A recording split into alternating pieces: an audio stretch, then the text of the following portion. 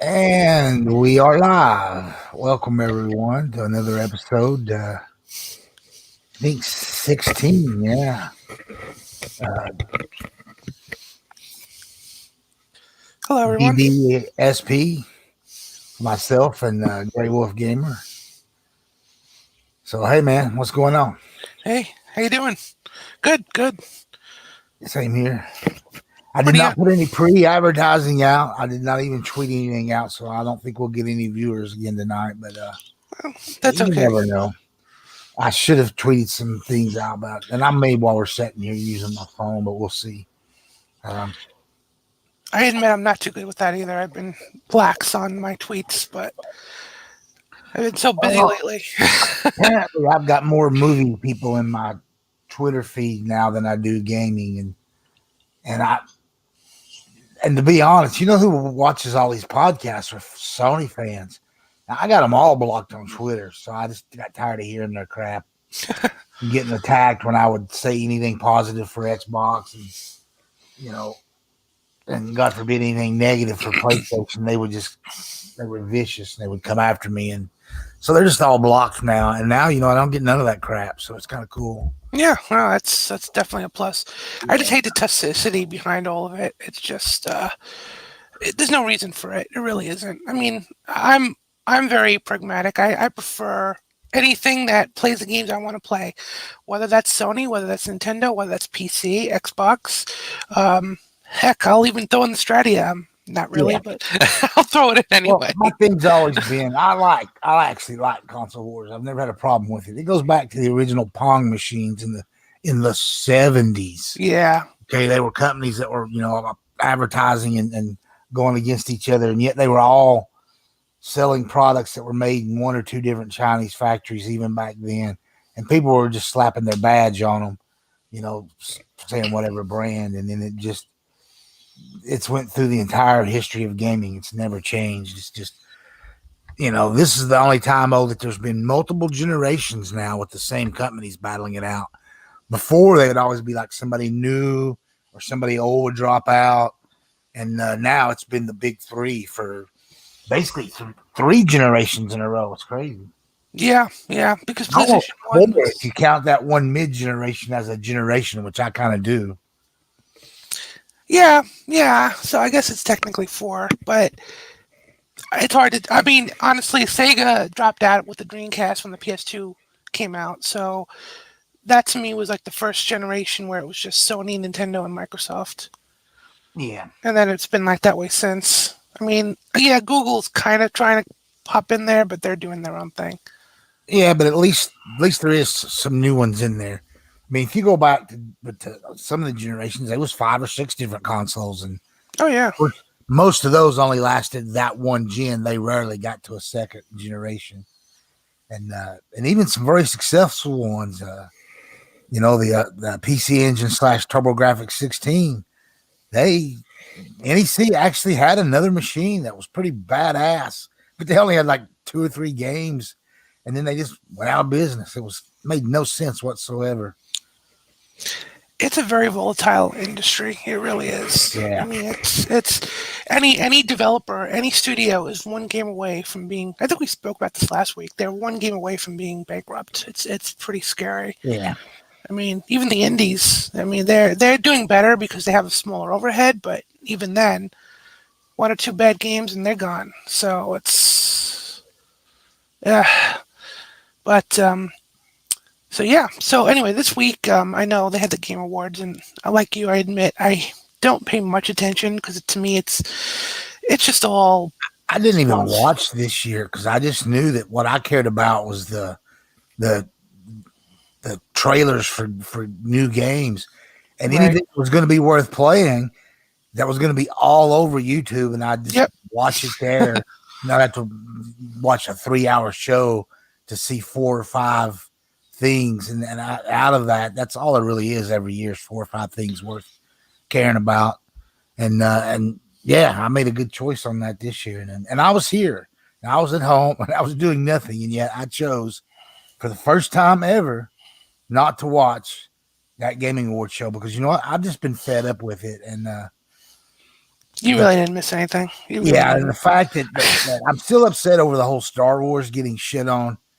Uh, I get it when they shit on Xbox because that is Sony's biggest competitor. But when you start shitting on third party games just because you want to make sure one company gets more nominations or gets more wins, that's taking it too far. And I don't know. I just and it was the game of the year last year. I really truly believe that, and yet it didn't even get nominated for it. And it actually it dropped on the last day. There was no excuse for Fallen Order not being on last year's show. But fine, it wasn't. That means it would have to be on this year's. Well, there was not. All five of those games was not better than Fallen Order that was nominated this year, and it should have been on there. Uh, this blows my mind. And I just said, you know what? I'm not even watching that crap. I'll just watch the ads later if there's any big news drops for some big Right. games. And holy shit, Microsoft came through on that with a new Perfect Dark. That I was hope, amazing. really hope they do that right. I mean, the Xbox One version was okay, but I really want them to do right by it. So, but I'm sure they will. I'm confident. They seem to be in the right headspace with it. So, Well, it's from the the Tomb Raider interviews and people things. basically that's doing it. So Oh, yeah, we're fine. yeah, I think we'll be fine. Yeah, I it's really not. enjoyed A Perfect lot of Dark on people the don't Nintendo. understand. They talk about when sometimes when one person leaves the studio, it means nothing. Next man up, no big deal. But sometimes it it is a big deal. It makes a difference, and it's that creative genius person within a studio that says, "Hey, I want to get this game made," and he gets two or three people going with him and gets whatever. He's the driving force behind it. Sometimes in like TV shows, it's the showrunner, Right. and for games, like it can be a different within a game studio. That person can wear multiple different hats, and but it's generally it's no more than one or two people on some of these games. It might have 300 people in that studio and that are working on a game, doing various parts, but it's that one guy that he's the one that wants a certain story or I don't know how to describe it, but there's and some of those people are very just like in any industry like that, they become rock stars, all right, and uh, over and then some bigger development houses have tried to fight against that. Other ones have been cool with it. Even Nintendo has allowed a couple of their guys to become like rock stars, Yeah. and I always thought that was pretty stupid back in like the late '80s into the '90s. Uh, and didn't really agree with it because I understood that it takes a lot of people to make a game.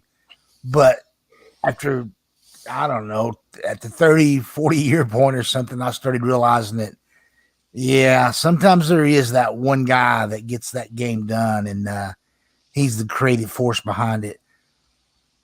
And I just think the people they got at the initiative, uh, the main guy, he came from God, I hate to even give it credit to the real studio. He was in their Montreal division or whatever. But when they did Tomb Raider, um, and he got that done, so this will be an amazing game.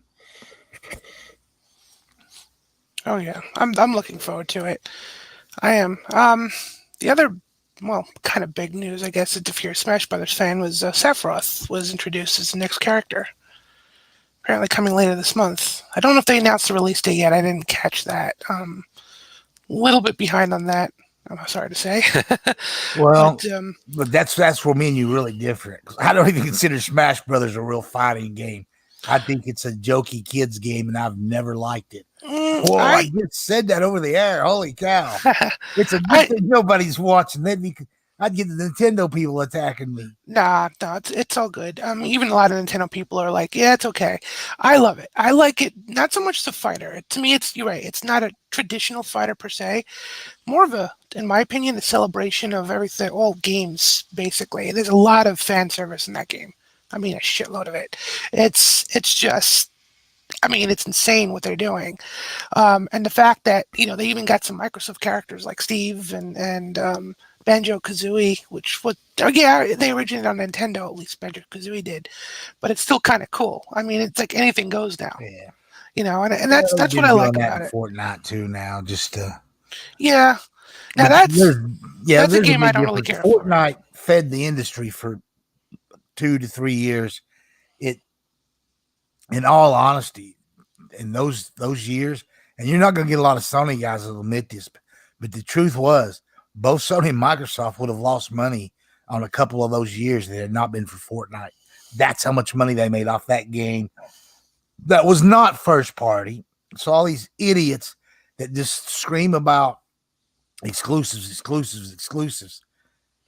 Get over it, okay? In 2016, 2017, 2018, both Microsoft and Sony had said that they would have had bad years if it had not been for Fortnite, even though both companies actually had some, especially Sony, had bangers drop those years. But yeah, when a game costs that much money to make, 150 million, and you can only sell $10 million or 10 million copies, uh, it's not the kind of profit they need. But the money they were making off Fortnite just, yeah, it makes a difference. Oh yeah, it And I hate the does. fact that games like that make so much money but maybe it's a good thing. It keeps the industry floating during bad times. And I agree with you. I mean, I'm not a Fortnite fan. I tried it. It's just not my game, but that's okay. I mean, that's fine. Just like I like Smash Brothers. Other people don't. Everyone has their own game. But you're right. I agree with you. It's games like that. I hate to say well, it with the Grand Theft microtrans. Auto, yeah. In fact, Yeah, Grand Theft Auto had already peaked, and even though it didn't drop far, but it was on that descent when Fortnite was on its ascent, yeah. and Fortnite kind of took over as the game that was making that third party money for Microsoft and Sony. And Well, also too, Grand Theft Auto. I mean, it's popular, but I mean, everybody has. I mean, even I have a copy now. I well, would it's say not the everybody sales of the almost. game. No, I'm just talking about the in game purchases. I mean, that actually The end makes game, right? But billions of dollars. It's that's what I was driving toward actually. So yeah, Grand Theft it's Auto not doesn't the game have sales. right. Grand Theft Auto doesn't have a whole lot of those microtransactions, not compared to Fortnite. Right. Yeah. Fortnite Fortnite is actually was the nothing but. yeah, it's and people spend the money on it. It's crazy. Yeah, yeah. Like I said, I played it. I'm like, yeah, it's not for me, and then I just moved on. But it's cool. People like it, and that's what they want, and it keeps people, the industry afloat. Like you said, let it be. I mean, I'm happy with the Yeah. games that I get. So The only thing that stuff worries me is that it gets both Sony and Microsoft, particularly Microsoft, it gets in their head, hey, we got to have $1 billion franchise like that. And so then they've been everybody's going for that cash cow and that golden parachute game that'll just give them money, for the next 10 years, whether it be a Destiny, whether it be a Fortnite or a Grand Theft Auto. And thank God, neither company has actually done that. I do think when that happens, it needs to be a third party game. yeah, well, it makes sense. I mean, it's great because the third party takes all the risk, and Sony and Microsoft get all the profit. I mean, so does the third party if it's successful, but if it's a failure, Sony and Microsoft still get whatever licensing fees they get, and the company takes the brunt of it, and they just Yeah, so it makes sense for it to be a it was a third little party. dirty with Destiny, where Activision and Sony kind of screwed over Microsoft because they had some of that exclusive content that was pretty shitty. But Sony's proven that that's their way of doing business. So Yeah, and you can't. It's not like Microsoft can't do the same thing. I don't care how much Phil says that he don't believe in paying to keep content off another console. Well, you know what? Get over it. He needs to. If your competitor's doing that, you got to do it too. And the bad thing is Microsoft started that crap. You know, I remember. I they remember back in the day. they Those. started it, but now Sony is taking it to insane limits. Uh, And I don't get it either. They don't have to do that. They were number one. They outsold Microsoft or Xbox 2-1. Okay, I mean, honestly, they did. It was 2-1 the entire generation. And I know Microsoft, it wasn't 2-1 money wise. It was just in console sales. Microsoft was pretty damn close on the profits. But at the same time, Sony just felt the need that they had to do that. And I never kind of understood it. And still don't. I mean, going into this new generation, they didn't have the most powerful console, but they didn't have the most powerful console last gen. Well, they did in the beginning. Yeah, they kind of did in the beginning, but from the mid gen on, they didn't. Well, it's Maybe not. maybe they got scared and they just thought that that's why they got that big lead last gen, which that was a small factor on them selling that many. Well, you have to look at it overall. I mean, the PS1 was a huge success for them. Then the PS2 was an even more massive success. Then they hit the snag with PS3. That's when Microsoft finally leapfrogged them, with the Xbox 360.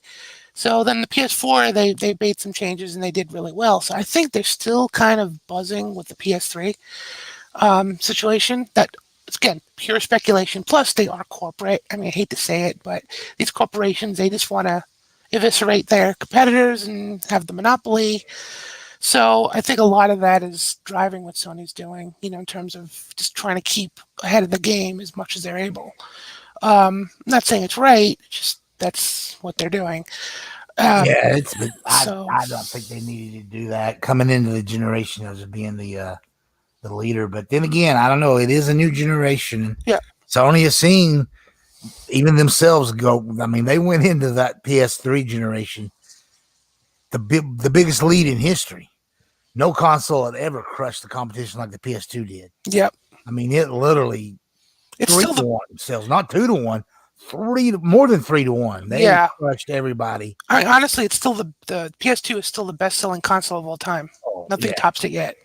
And I mean, PS4 it kind of came close. It's over 100 million, but I don't think it's going to eclipse the PS2. No, Not, and it not didn't in, dominate the way the PS2 did. I mean, the no. truth is, Xbox actually made almost as much money from 2013 to 2020 as Sony did. I mean, Sony just barely each.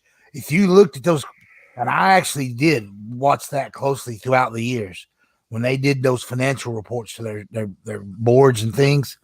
And I'm not talking about the annual or the NPDs each month that get announced and silly shit like that. I'm talking about when they had to admit how much profit, how much money did they actually spend in a given fiscal year, and how much profit did they actually make, and how much of that profit had to be put back into the company. So how much did they, the actual revenue that they were generating that was profit, and Microsoft was outperformed them sometimes long stretches. Yeah, it's Sony had to put more back in game investment and things.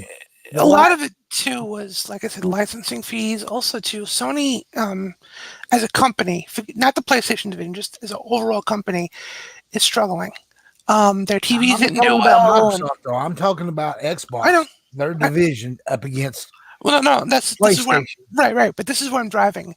So a lot Sony's PlayStation division was really helping the company. I also think a lot of that too was a lot of it was bloated. I'm not disagreeing. I'm totally agreeing with you, but I think a lot of their overhead was bloated, and it was pulling. They were basically. I think that Sony was pulling from the PlayStation funds to keep themselves afloat as a Oh company. yeah, big time. So because of that, yeah, the profit margin fell. It wasn't as spectacular, like on paper. PlayStation 4 outsold the Xbox One 2-1, but And so, profit Sony's never wise, admitted this, and I don't know if it's true, but it is my belief that what caused the downfall of Sony as being the major electronics manufacturer in the world was the PlayStation 3. It was such a failure when it came out. You got to understand the PlayStation 2, if you go mid generation, PlayStation 2, from that point, Walkmans were still being sold, the CD versions of them. Sony dominated audio video receivers. They were dominating in television sales. They dominated everything in electronics. And when the PlayStation 3 came out, they overpriced that fucker, and they were coming off such a high, and it hurt them. And you hear all these PlayStation fanboys, oh, by the end of the generation they caught up. No, that's not how it works. You have to look at their money month to month, quarter to quarter, throughout the life of that whole generation. And it doesn't matter that by the end they had sold 2 million more or whatever it was than Xbox 360. Microsoft was selling way more games. I mean, the software sales was ridiculous. It was like 6 or 7 units to one PlayStation being sold, units for games.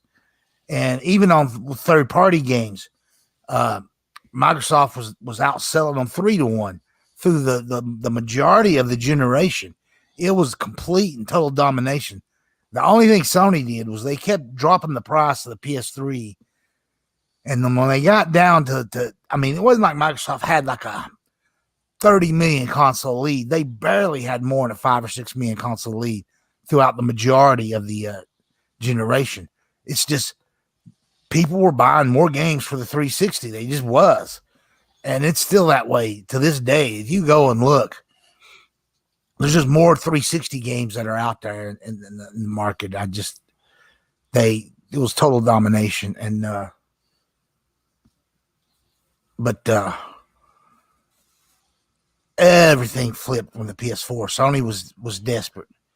And even Microsoft didn't make as much money on the 360 as they should have because of that. They lost all that, $1 billion because of the Red Ring of Death and all that. Right. Yeah. But so both of them went, and I hate the fact that they did this. I'm not a fan of the x86 thing because it takes away from all these generations through everybody, including Nintendo. Every console had its own, how it was built and stuff, and they were really completely different. And I love that about them. And it made for originality and what could be done on each system, each generation.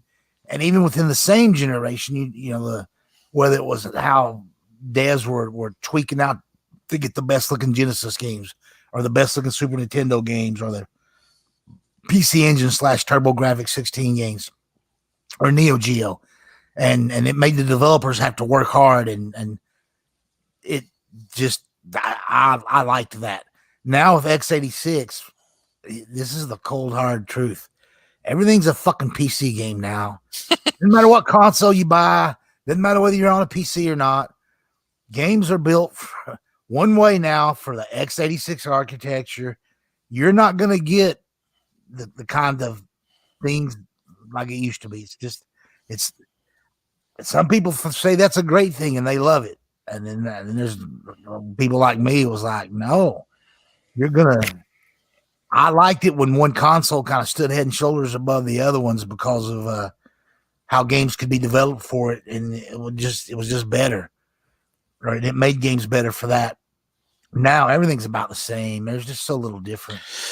Yeah, and then you end up with things like I have to bring it up. Cyberpunk. Now, I'm sure the game's fine. I'm waiting. I didn't get it because I knew this was going to happen, but it's such a mess on the last gen systems. I mean, and I know people are saying that, but is it true? Because they were built for the last gen system. That's just it. Well, did you see? Well, I know. Well, what happens is because if you've got a PS5 or an Xbox Series X or S, and you're playing Cyberpunk on those, the games were not built for those systems. No, so you're actually playing the back compat version. You are, but they spend a lot of time adding and putting some features for those next gen, and some of that shit didn't work with the original gen systems, the OG systems or whatever you want to call it, and it's kind of left those kind of a mess. But again, the games was built on the hardware for those older systems. So I don't know what the problem is. I don't know what they did, but all I do know is that even on now, I'm waiting for. I don't know anyone who has a 1X version yet, but on the PS4, the base system, and the Xbox One base systems. I'm not even going by Digital Foundry. That's a whole other separate thing. But people that I know who had it, just still like, yeah, the resolution is bad and the frame rate is worse. And what I'm hearing on the PS4s and probably even the Xbox, they're talking about like 15 frames a second it drops down to. I mean, that's unacceptable. Especially when like something like Last of Us 2 or something maintains 30 on a base PS4, and that looks amazing. And I mean, this is coming not necessarily. I mean, Digital Foundry did bring that up, and they did show their analysis and but what they're saying and what people are telling me, people that I know have the base consoles are just right now they're too buggy and they're too unplayable. Well, that's why the last delay was, they said, for the base consoles. But Yeah. yeah, so I don't know where they went wrong on that, because they were built for those base consoles. I mean, So I'm sure they'll fix it. I mean, there's no doubt in my mind they'll figure out something, and then a big patch will come out. But it's just a little shocking that it was just that bad from day one, even after the day one patch. And especially considering you're right, they did say that they delayed it for the last gen consoles or current gen or whatever you want to call them. Well, the truth, I mean, is that if you really want to play it well, you have to play the Series X or the PS5 or the Series S. It's like, okay, all right, that's fine. It's just a little shocking. I got a couple of people kind of yelled at me because somebody had said on Twitter that they had wished that Cyberpunk had just been made for the next gen consoles, and I tried to explain to them, well, it doesn't work that way. No, it doesn't. It's been worked on for like 7 damn years. It was built on the engines for, even though x86, but it was built for Jaguar. Okay, that's what they started with. And then later, just 2 years ago, they got, here's what will be the next gen consoles just on paper. So then they started shooting for certain targets. And then a year ago, they get the PS5 dev kits. And 6 months ago, they get the Xbox dev kits. So yeah, and then they tried to make everything work great for those next gen systems. How that in turn screwed up the old gen, I don't know, but the game there has nothing been built from day one for the next gen system. No, I know. Oh, I know it, and that's why it's so shocking. You know what I mean? I mean, I kind of, if anything, I expected. Well, I mean, even look at the late gen. Forget Cyberpunk for a second. Look at the other games that came out for the Xbox and the PS4, like Ghost of Tsushima, and on the Xbox you have Gears of War 5. Those look amazing, amazing on the base systems. To me, they look better than Cyberpunk does. Just my opinion from what I've seen. But again, I haven't played it, so take that with a grain of salt. But and those games just run beautifully. I mean, granted, they're optimized for their systems, but and then you have Cyberpunk, which runs. I mean, I don't even care about the hidden quality of the resolution, but the frame rate, that's a big deal to me. If the frame rate starts dropping below 30, like way below 30, especially if it's in the teens, no, I'm sorry, I can't. Even on the last gen systems, I can't. Um, that's like PS1, No, yeah, it's like PS1 era when 15 frames a second was a big deal. And I don't know why they felt the need. I mean, this game's been worked on for 7 years. I And I know. know eventually, even a big company, and they're a pretty damn big company now, but money runs out for whatever project, and you've got to get that product out onto the market to get some money back. Sure. At the same time, I'm pretty sure if they would have needed more time, or even if they needed more money, they could have got it from Microsoft and Sony. And why not wait 6 more months and get whatever their next gen patches were going to be? That should have been day one, not a patch. It should have just been, hey, we finally got these ready. Now we're releasing. And that would have given them a bunch of more time to fix the base versions at the Yep. same. I agree. I didn't see what was the big push to get it out in December of this year. Christmas. Well, yeah, but That's really about it. People were already getting frustrated at all the delays because it was technically supposed to be out in February, I think. right, it wasn't even going to come out in the holiday season, so why Yeah. not let it go into next year? Also, I know a lot. There's a lot of stigma of games released in March. I mean, there's only a few companies that can truly pull off a March release, Nintendo being one of them, and that the game is good. But a lot of March releases, it's almost like how they release a movie and they don't screen it to critics because they know the movie sucks and they want people to spend the money. March release is usually the end of the fiscal year for most companies, so they release a lot of games. Not Yeah. everybody, but they release a lot of games then to try and get it in for the fiscal year. And a lot of times they get rushed and they just pushed out, just to get that little extra cash before they close their year, and it's usually a bad sign. So I'm wondering too if they just didn't want to pull something like that and have it get a stigma about it. I could be wrong. I mean, I'm just speculating. I'm probably just talking out of my ass to be honest with you, but I know a lot. That's been a lot issue with a lot of games. So either way, I agree. They should have waited and just released it with all the patches and keep everything running steady. I mean, glitches will happen. I accept that. But to this degree, it feels unfinished. It's a wonderful game. I love Cyberpunk. I'm a huge Cyberpunk fan. I love Blade Runner. I have like all the Cyberpunk games. Like I played Shadowrun. I have those for the Genesis, the Super Nintendo, on the PC. I have the books for Shadowrun. I love games like Snatcher. That's Cyberpunk. Love it. And I will get Cyberpunk eventually because Cyberpunk, definitely is a game that I want to play and I want to enjoy. But I want to play it without all the bugs. So I'm gonna Yeah. wait. I love Shadowrun too, by the way, and but yeah, now I don't know. I still disagree with the fact that CD Projekt Red went with first person instead of third. Mm. I'm just a huge third person fan. I just never liked first person games that much. I agree with you. And also too, which doesn't make sense to me. You spend all this time meticulously, you know, creating your character. I mean, you do your hair, you do things that I don't want to mention, Yeah, but it's you can do all this stuff, and it's like, okay, fantastic. You're playing in first person. You're never going to see it. yeah, it's silly. I and going and if you go way back in history, and then let's look at like Doom and Wolfenstein when they hit PC back in the day, and they were all the rage. And it took some pretty beefy PCs at that time to run those games correctly. Yep. Uh, and I remember having a pretty damn good PC, and on top of that, having a not so good PC. Well, it was, but it was more of a 16-bit thing. It was an Atari 1040 ST. Hmm. Um, God, I loved that. I wished I still had it. Uh, just I don't know why I wouldn't ever use it, but anyway, I don't want to get off topic here. Don't get me That's started fine. on my FP. That was when we mentioned console wars before, the Atari going against the Amiga. Yep, I Yeah, remember. that was some serious console wars.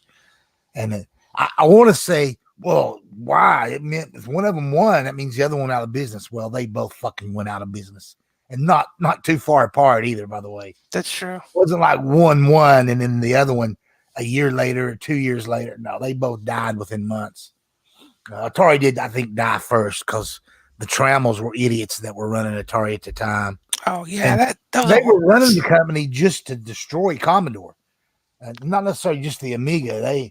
Trammell had a big old hard on against Commodore because they fired him, and he was on their board of directors. They shit canned him, and he took that crap personal, and but he destroyed Atari. It was never the same after him and his son. No, it definitely was not. Yeah, no, it never became. Now they're just a company that holds the rights to things, but they could have had some amazing consoles over the years that he shifted funds over to the Atari, to the ST, and to other Atari computers at the time, because that's what he wanted. He wanted to win and be like the big computer guy. And but there was no way he was gonna. Apple was doing. I hate to say revolutionary things, but Apple would put out a product that wouldn't be as good, but it would be looked at as better. And that was some crazy times. Even back then, Apple was doing their Apple thing. Oh yeah. But anyway, now I got totally off the whole point I was trying to make. Wow. It was Cyberpunk and yes, was yeah. But anyway, yeah, I'm still not sure how I was going with it though. We were talking Cyberpunk, how I jumped to the Atari ST, and it got me way totally off of the original thing. But tell you what, if I could find another ST at a reasonable price, I'd buy one and an Amiga. I want an A500, not the later models, the 1200 or 1500 or whatever, or the 2000. I don't want none of those. Just an A500, maybe with some upgrades to it, but you can end up spending a small fortune trying to do that, and you can I know. actually buy. There are several um, emulated systems that will emulate the Atari as well as the Amiga, as well as any console that you can buy, and even those are kind of pricey. So it's like I haven't wanted to do that either.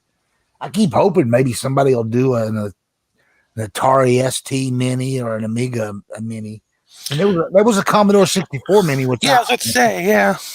and but no one liked the 64 Mini. It didn't do very well because it just and I have one. And I know why because most of those games sucked anyway. They were 8-bit at best. They wasn't really 16-bit games, and hell, most of them weren't even 8-bit. They were like 4-bit, which there was no such thing as 4-bit, but that's what I call it. And but it wasn't really functional. Is what I'm getting at. It was like a really crappy console, and you're not really getting the computer. And the whole fun of the Commodore 64 was it taught people how to program at a beginner's level. And so they actually came out with a full Commodore 64 replica that worked. The keyboard worked and all that. And I don't know how well those sold. And I didn't get one of those. I just got the Mini because I collect all the Minis.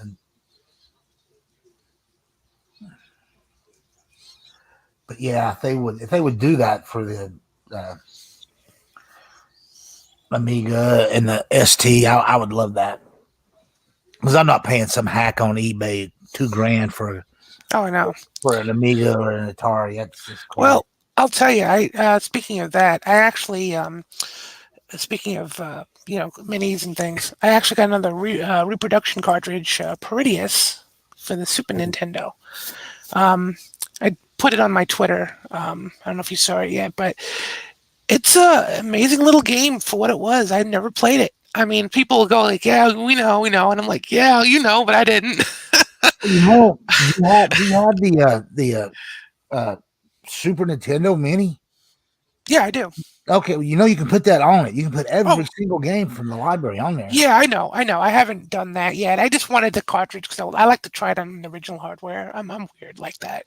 Well, but I got it cheap enough. That's where you order the EverDrive from Crix. And there's an American website that you can, if you're willing to pay a little bit more, he gets them from Crix, the Russian guy, and then they sell them. I don't remember their name, but it's all above board and stuff, and it's a pretty big site that sells all that. But I just actually order them from Crix's site. I don't mind having something shipped to me from Russia, and but the EverDrives are just amazing, and then you play it on original equipment. I've got to pick up another Super Nintendo, but I want a Super Famicom because I've moved recently, and I was just going through all these consoles and stuff, and I realized that I had like 6 or 7 friggin' Genesis. I don't know why I have so many. I only have one Super Nintendo, just one, and it's an original. Wasn't bought later on, to jump on the bandwagon of retro. It's my original that I've had for 35, 40, however long it's been out. So, my God, yeah. But I've got multiple Genesis, and I've got 3 Saturns. I thought I only had 2, but actually when I was moving, I was like, oh, crap, there's another Saturn. Where the hell did that come from? I've got 3 of them now. But yeah, and I must have 7 or 8 PS1s. I've got 3. We were talking about that last week. The little mini one that looks like a CD player. Yep. The last version of the PS1. Yep. 3 of those. And I'm like, why did I buy 3 of those? And I think I know why, because I wanted to put a screen on one of them. And then one of them I have is hacked or modded, whatever you want to call it, so it'll play anything and everything. and the other one's just an original one in mint condition. And I'm like, I ain't touching that one. It's pretty sweet. And then I've got a day one PS1 uh, that can be, because it's got that really pretty decent CD player in it. Yeah. Uh, I've still got that, and it's not been modded or messed with. And then I've got another PS1 that's modded that was somewhere in between, like midlife version of it. But yeah, but for some reason, just one Super Nintendo. Maybe because I had a working one, I just whenever I'd see them at used sales and in junk places, I didn't buy one or another one because it's like I didn't think I needed it. But yeah, I think I kind of do. Although I've got clone systems that'll play Super Nintendo too. That may be another reason too, because I've got multiples of those, and they're actually pretty damn good. I got to be honest. I've had my OG Super Nintendo, my Super Nintendo Mini, which I have. I don't even have the Super Nintendo Mini. I've got the Super Famicom Mini. But it doesn't matter. The same thing. Same exact thing. They might whether Japanese or English. They're identical. And you know what's really crazy? It doesn't matter whether you got the NES or Super NES. You can take that NES Mini and you can load all the Super Nintendo games on it. Yeah, it's the same hardware. They have the exact same hardware inside of them. Same chipset and everything. But anyway, I've had them all hooked up at the same time.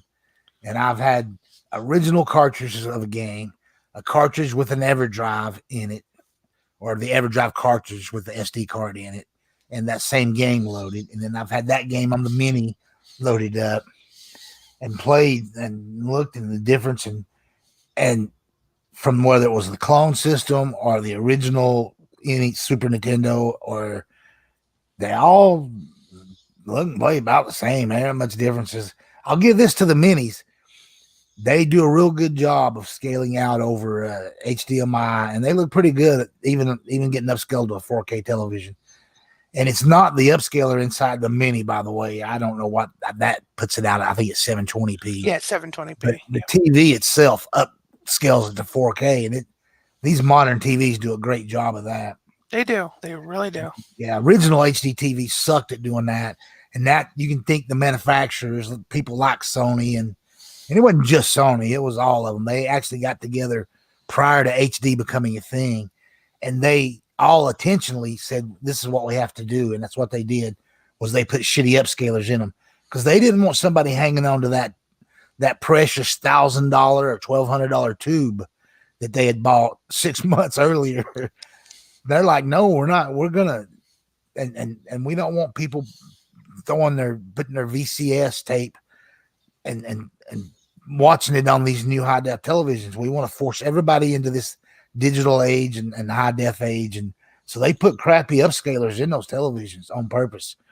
And it wasn't probably until 3-4 years later that models started coming out that actually had decent upscalers. And the funny thing was, it wasn't the TVs that did it first. It was the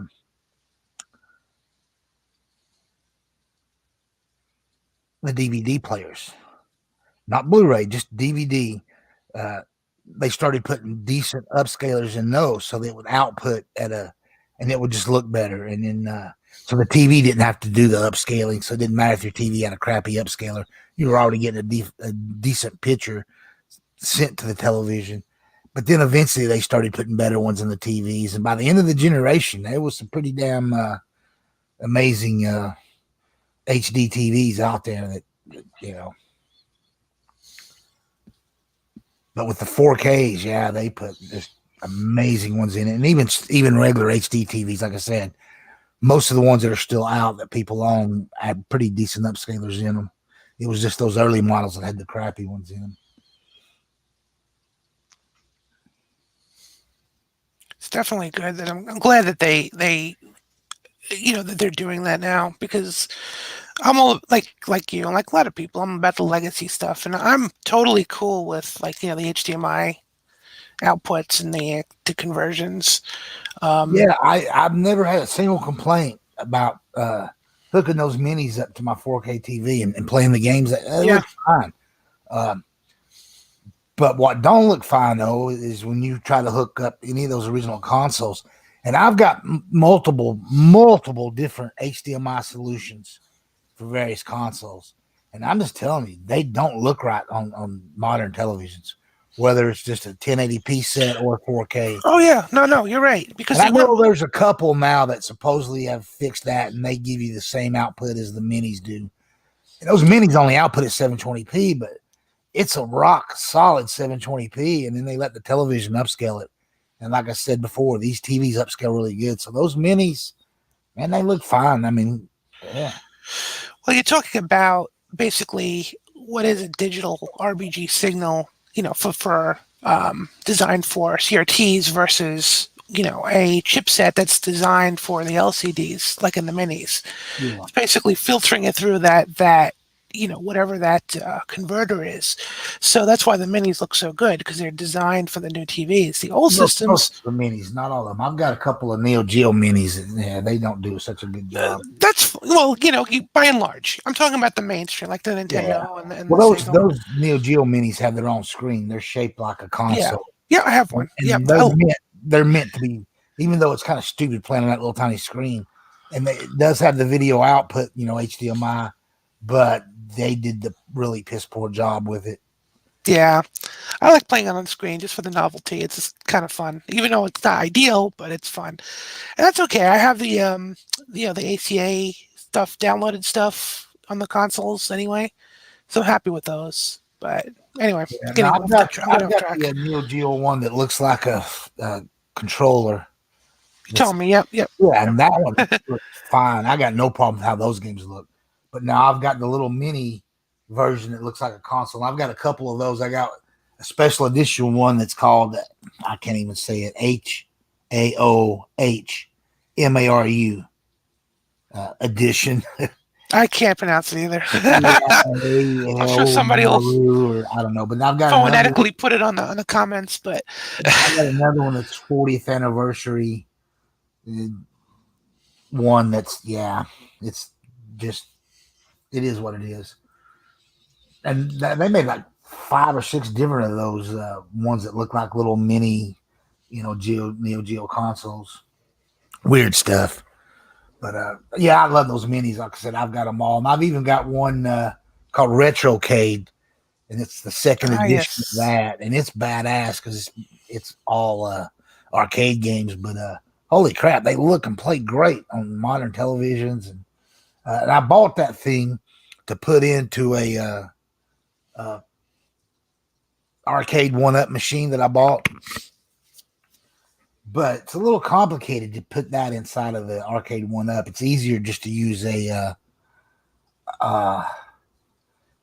RetroPie. And so I never did put my Retrocade one. I'm just going to keep it with my other minis, and then eventually I am going to put a RetroPie 4 inside a arcade 1-up machine. I've got the Street Fighter one, and I'm going to get a set. I want to buy that Marvel versus Capcom arcade 1-up machine. I hate paying that much money for them because they're really cheap as far as the construction quality. yeah, And they're not full size, they're smaller than real. But I kind of want 2 of them, and one of them I'll put, like I said, a RetroPie 4 in there, and a couple thousand games on it. And then the other one will just have the one game, or I might put something in there to have a few more games on it. I don't know. But yeah, I haven't bought the second one yet, but I've got one of them. I haven't even put it together. I actually still have it in the box. It's in my spare bedroom here. I didn't even put it together in the other house. I don't know, for whatever reason, I just didn't get around to it. And then I got sick, and it was like, eh. But now, yeah. I want to get one myself. I wanted to get the Turtles one, to be honest. yeah, but you know what? They got something better than all that. There's I hate to say it, friggin' At Games, of all people that put out all those crappy systems for years, they've actually got their version of a 1-up, but it's preloaded with thousands of games, and it's got a way to hook to the internet to download more or upload your own games on it. And it's got like really quality arcade parts, switches, and sticks in it. That's surprising. Wow. Yeah, I've looked at it on a lot of different people's YouTube channels, and they're raving about it because they all thought the same thing like me, like, oh, this is going to be garbage. and they also sell it in just a fight stick version. It's a double fight stick, but it's got all the games loaded in it, and then you just hook it to your own monitor or television. Uh, or you can buy the whole stand-up thing. It's pretty pricey, though. It's not cheap. None of these are cheap, but Right. But anyway, this one's pretty highly rated, and I think Sam's Club's carries it. I haven't looked at one in Sam's, but I've just watched the video and some people that I trust on YouTube that promote all this kind of crap. Yeah, it's Well, hey, I guess they were due for a good hit. A yeah. lot of it In a was couple of months, probably not till February, but when we're doing the show, I'll have some stuff to talk about. Here recently, I've ordered about 10 different of the I can't even think of their name now. It just popped out of my head, and I've ordered a bunch of them from that Chinese website, uh, AliExpress. But it's those, they have 2 or 3 thousand games loaded on them, and you can, some of them have dual fight sticks, some have a single fight stick, hmm, but they're pretty inexpensive. They go from anywhere from say $100 to $250, depending on the model. And there's a lot of them. Each year they put about 8 or 10 different models, and they rarely change very, very little. They put like the whatever processor that they put in those things on each given year. They just use that same processor for every model, so you never get any improvement. And a lot of times you don't get any improvement, even if they put a better processor in it from one year to the next. They've still got the same emulated copy of the game that gets carried over to it, but they're still pretty cool. And I'm going to order several of those and look at them. definitely let us know. That's Yeah, that's I'm about the curious. cheapest way you can get thousands of arcade games and systems games. They'll all those have all the Super Nintendo, Nintendo, and Genesis games built into them, and then hundreds and if not thousands of arcade games all built in. But there's always little flaws in them that don't work quite right in a few games, and then Yeah, you'll always get that. That's inevitable. It's just the way it works. Kind of reminds me of the Contra emulation. So, c- case in point, like Contra. So that there's the Contra collection that Konami released. oh yeah, I got that. That was done by M2. So, a little bit. What's kind of weird now. By and large, they're great emulations. They work great, except the arcade one. The arcade one, unfortunately, does not take into account the emulation doesn't take into account the math coprocessor that was in the original arcade. So you have two quirks. You have the slowdown, which didn't exist in the arcade, and then you have this weird. It's hard to explain. Well, in those first-person views, the barrels are supposed to come straight to you, but what happens is they glitch and they all go to the left or right. Excuse me. They all like this. They just kind of go to the right, so they're easier to avoid. But if you want an accurate emulation, it's actually the one you want to get is the hamster one. I can vouch for this. So yeah, it's a separate game, but the hamster one is much more closely emulated to the arcade than the Konami one was. It has the barrels hit you go correctly, and the slowdown does not exist. At least not like it did in the Konami version. So it's weird that M2 faltered on that because usually they're like the top of their game. Yeah. But kind of going what you were saying is that yeah, some depending on the emulation and the quality of it, yeah, some of them do have Oh, quirks. the So 360 version of Contra is just pure garbage. It looks oh horrible. yeah, I And did not I like bought that. it for a couple of bucks or whatever, on the Xbox One, but it's the 360 version. And like, well, of course it looks like garbage. That was an 8-bit game for the NES, and it's meant to be played on a tube. It, yeah, so it does not translate very well. You just don't. But and it freaked me out when I picked up that and I tried to play it, and I'm like, wow, this is horrible. How did this game ever get all those sequels and and be Glad so it did. great? And but then I went back to my NES or my cloned NES, and I slapped in a cartridge with an EverDrive and put it on there, and I put it on a CRT, and then started playing it. And then I'm like, oh, okay, yeah, this is fucking great. I get it. It's just a totally different experience, and that game was amazing, but it's not amazing when you're on a 360 on an HD TV playing it. It's like, why did Microsoft even allow that to be I Well, know they're they're really, arcade games and they released a bunch of shit, but it was like, yeah. come on, man, have some fucking quality control. Back, Jeez. remember too, back when that came out, it was the advent of the Xbox Live Arcade, and Microsoft also limited the size of them. I think they can only be up to 50 megabytes originally. Yeah, And a lot of that, I mean, now Contra is not 50 megabytes, but the emulation kind of is because, you're putting in a lot of code in so it displays correctly, or it's supposed to. So a lot of those older 360, not all of them, but a lot of them just did not look good or translate well at all. yeah, Um, yeah. Most of the Sega games are horrible. Now, but if you buy the collections that are on disc, this is a little bit better. There's a pretty good Sega collection that was on the 360 and PS3. yep, yeah, I have that. I also got it for the PS4 and the Switch, and Yep, same here. I can't stop buying them. Me too. Every friggin' Neo Geo collection that's ever came out, I buy. Every Sega collection that comes out, I buy. I can't help it. And I've got those same games on so many systems, and it's like, I don't care. I just do it. I'm just happy that they're out on so many, and especially the newer ones. They have all the rewind feature. Yeah, I cheat. I don't care. I admit that. The rewind feature and the save states. I love save states. Oh my god, what a godsend.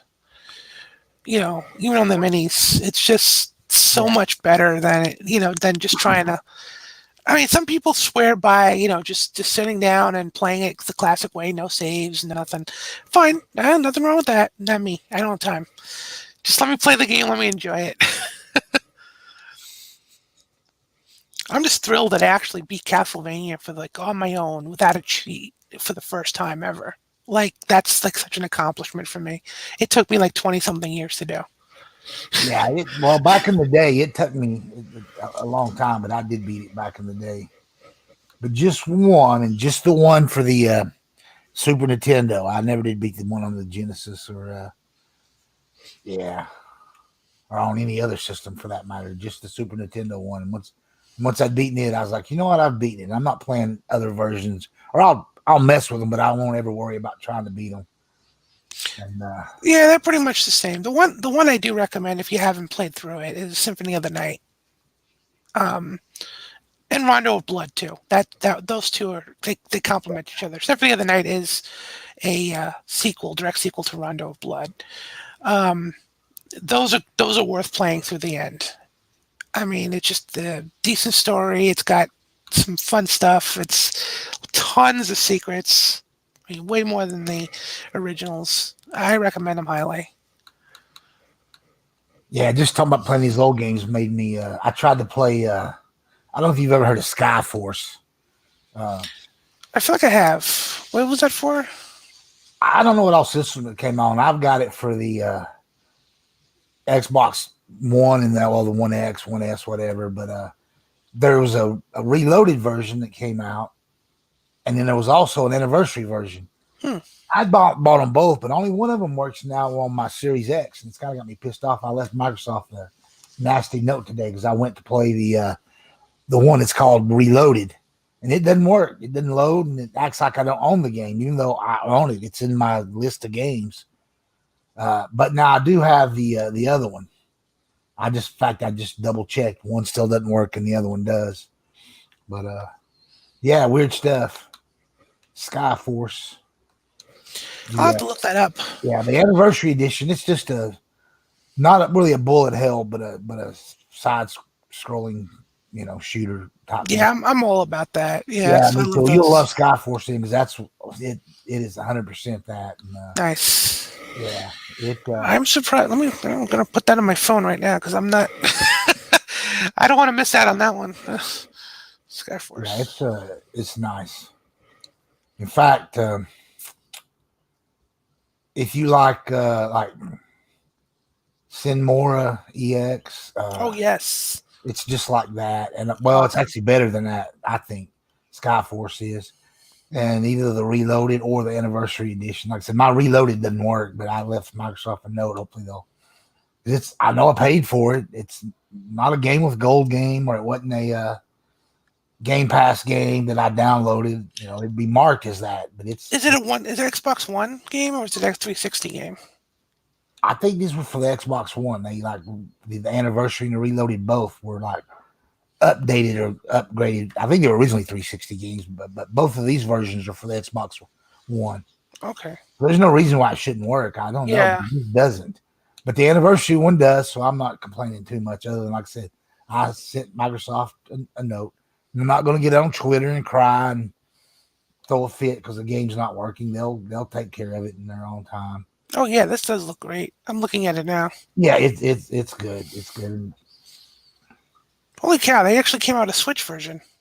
Yeah, it's on every system. I think How I did I have a miss PS4 this? for it too, also on my PS4. 2018. How the hell did I miss? Okay, well, I'm going to correct that mistake. It's not very expensive. I think it's only like $10 or something. Yeah, it's really cheap. Yeah, and it's well worth it too. It's a good game. All right, purchase done. Pretty funny though. If you start kicking ass in it, and then you get killed, and when you restart over, it punishes you. Oh, that's a typical shooter. When you restart, you're yeah, it's weird.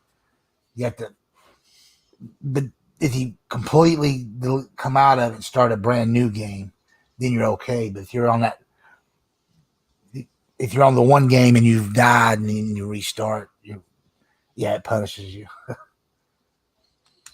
But anyway, let's get off back to that. Wow, this all goes back to I don't know. It's time to move on to the Game Awards. Or back all the way back around to the Game Awards. My thing about the Game Awards is I didn't care who won or lost anything because I'm really anti Game Awards person. But I love the fact that all kinds of games get announced. It's almost like a mini E3. Yeah. And again, I say mini E3. It's not on the level that E3 was in its heyday.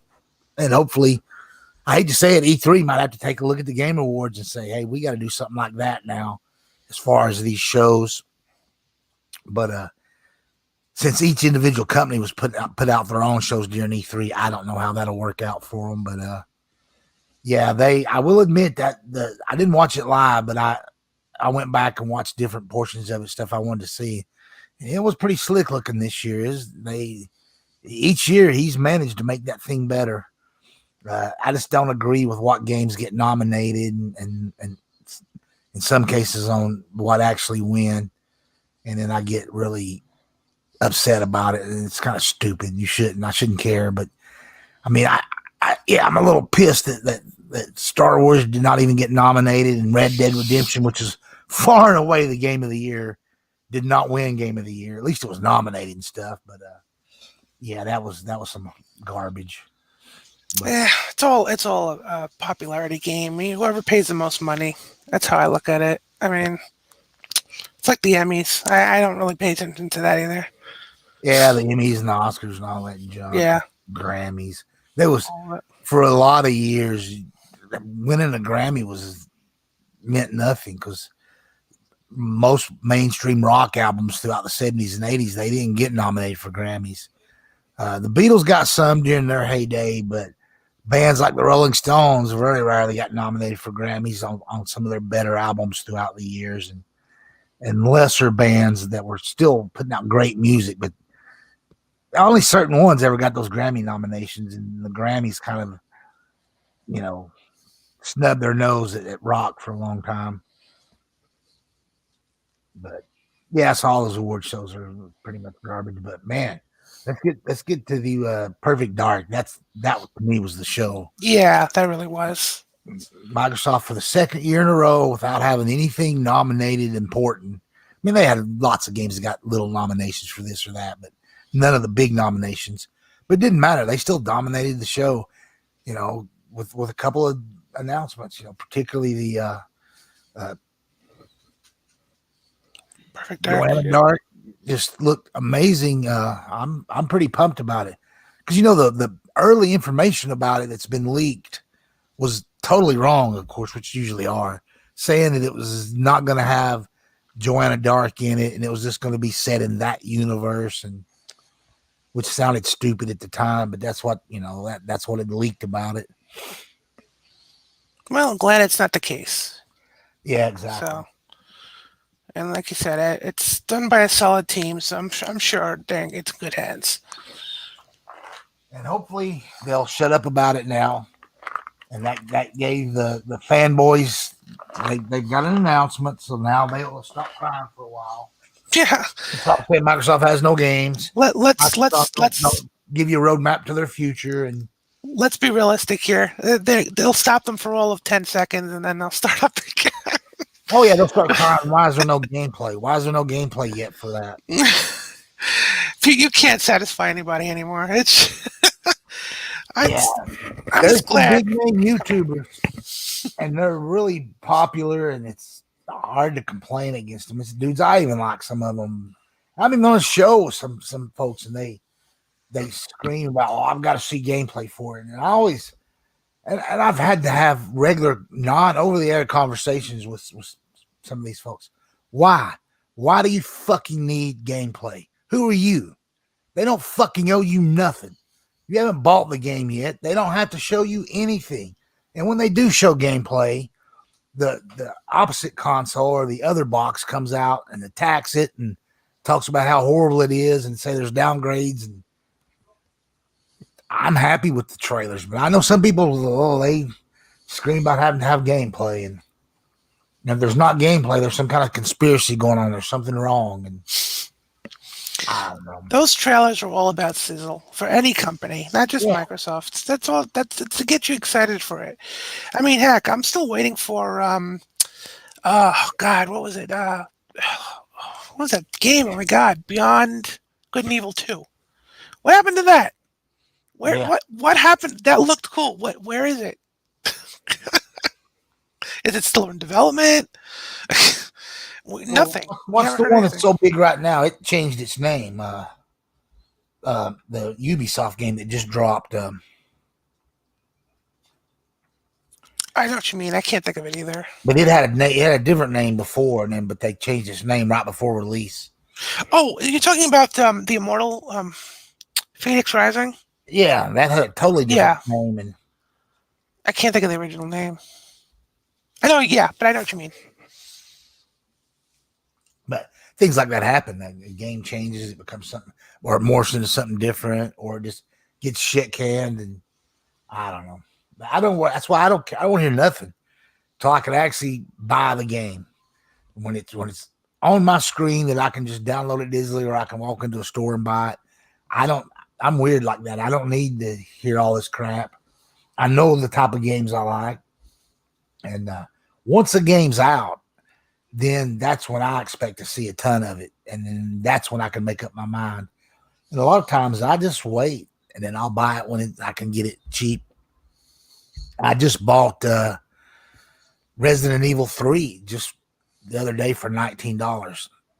And now I did buy Resident Evil 2 day one when it dropped, but I didn't buy Resident Evil 3 because I wasn't going to pay $50, $60 for a game that was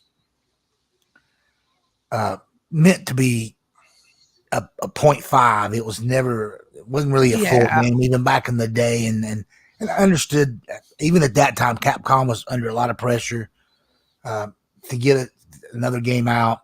And they had started something and it shit canned it. And then they had also started Resident Evil 3 and then shit canned it. And then they went back to the other game and made it Resident Evil 3. And it ended up just being Resident Evil 2.5. And that was fine. And they still did a good job with it. But when it got redone, I was like, yeah, I think that's going to be cool. But I know that's not going to be something I'm going to pay full price for. And I didn't. And it's perfect. I got it for $20. That's what I think it was worth. No, yeah, it's a good game for 20. I can't say full price. I don't know. You're right. It just felt like 2.5. Plus, one of my disappointments was what a lot of people were disappointed on, which was simply that the Nemesis scenes were scripted. I really didn't want that. I was hoping that they would do something more like what they did with Part 2.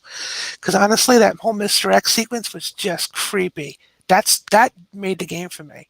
They should have poured in first of all, it should have been the A team, because they put Resident Evil 3 onto a smaller dev to make their game. And people don't realize that even big companies like Capcom do that because they can't make 15 games at the same time. They got to, let somebody else do some of the work, and a lot of times that works out, and people don't even know, or don't even realize that the main company didn't make that game. Um, like Ratchet and Clank for the PS4. Yeah, they was a smaller dev team that made the majority of that, not who people think made it. Oh, I know. But anyway, Still a decent game though. I oh, mean, it's a great game. I'm not knocking the yeah. game, but I'm just saying it wasn't made by the company everybody gives it credit for. They simply own the rights to that game, and Sony said, "Hey, make this," and then they were busy doing something else, and they off put it to another company, and then they took full credit for it, like they were the one that made it. And rightly so. They were watching the development stages and making sure it wasn't screwed up. But yeah. Anyway, yeah, $20 was fine for Resident Evil 3, but and I wish they would have went ahead and done Resident Evil 1. I know it had gotten an HD upgrade at one point.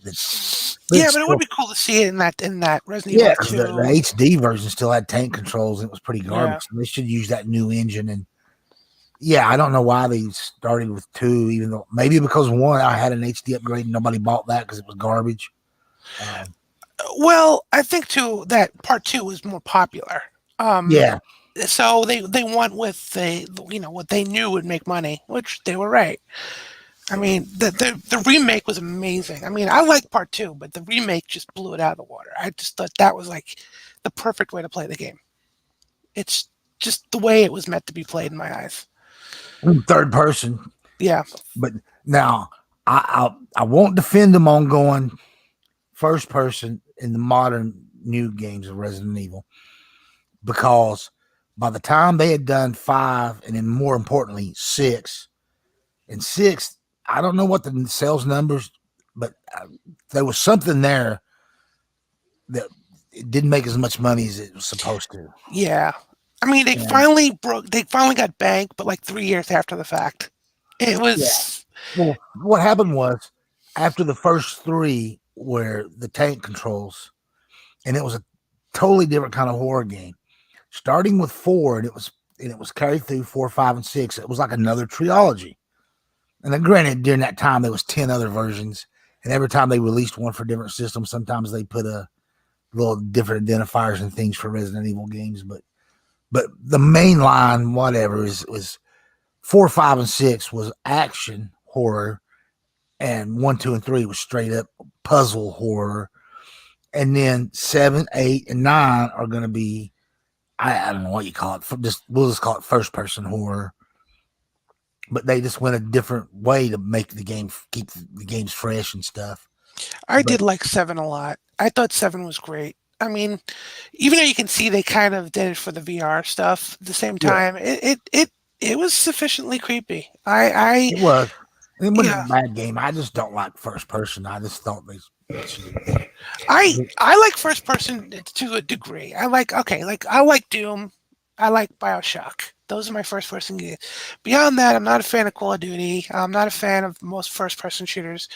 I like Halo. I'll give that one. BioShock in the day, I thought, man, this is a great game, but it could have been so much better if it'd been third person. I just think like that. That's how my brain works. So that's fine. And I like the Metroid Prime series. I think that worked well. They did a good thing with that just because of how the visor worked.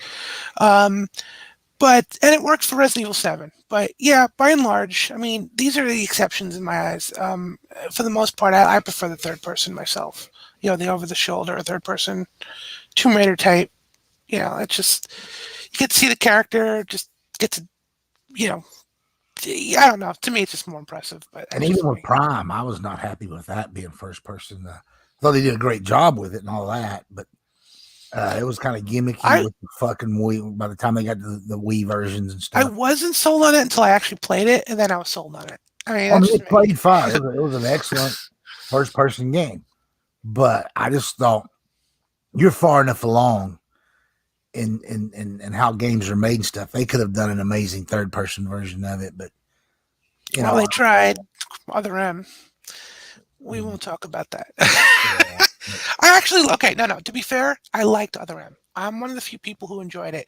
I did not like the story, like most people. I had problems with it, but as a game, it was fun, and it did have a lot of the Metroid feel to it. Once you were looking for the secrets. Beyond that, that's all I'll say. So, because that's a whole discussion. I can write a dissertation on that game. To be honest with you, why what I liked and what I didn't.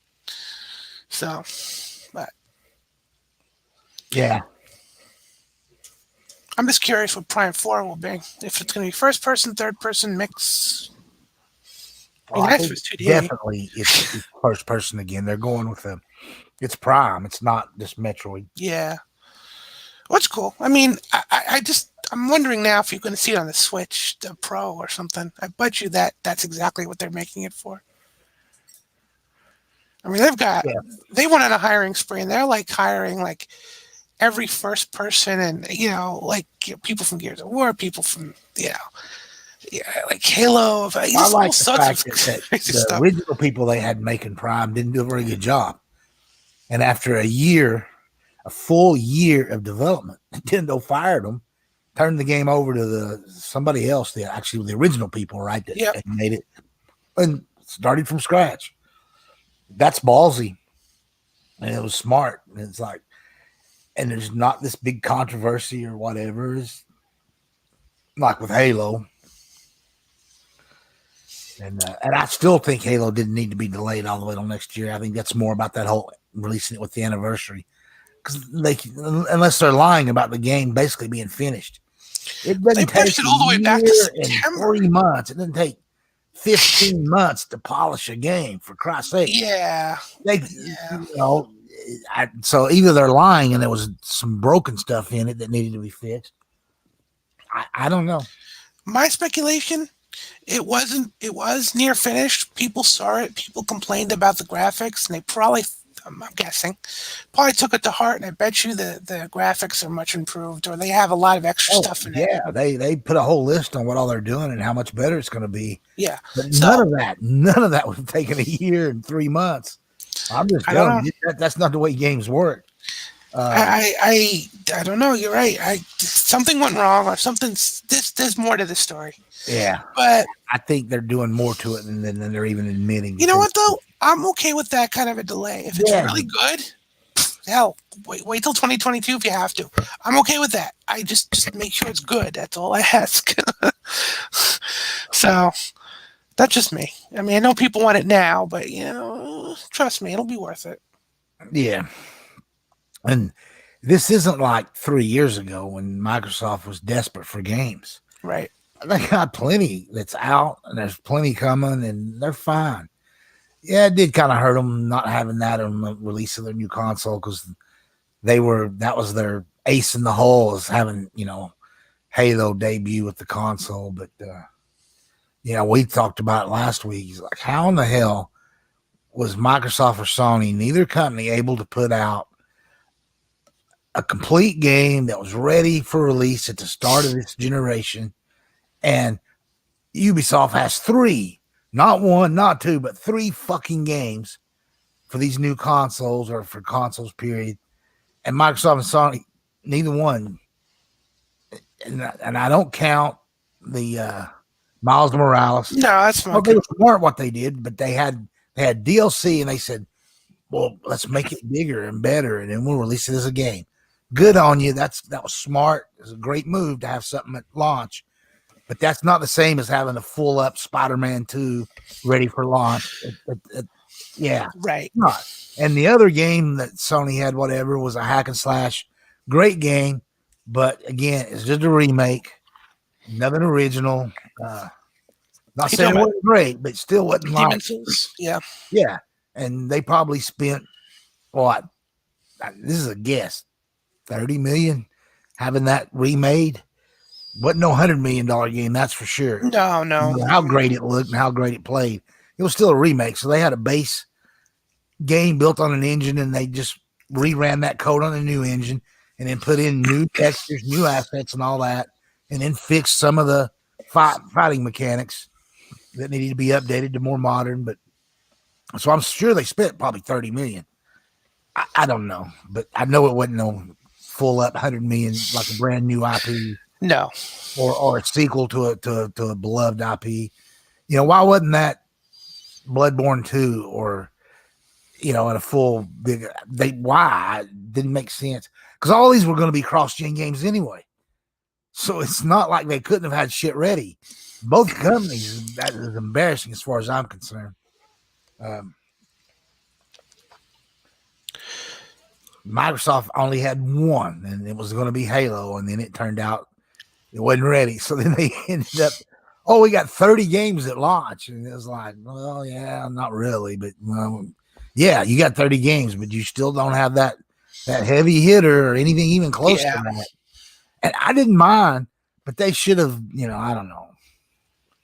I know neither company when they released the PS4 Pro and the One X, those I know they're only mid-gen upgrades, but neither one of them had games that were tied to that release of those consoles, and didn't matter whatever was out there. And I think that's where both companies got spoiled because whatever was being released had patches for those consoles, so it made the games a little bit better, and people bought them, and people loved the new consoles, and blah blah blah. And so when but this is a whole new gen.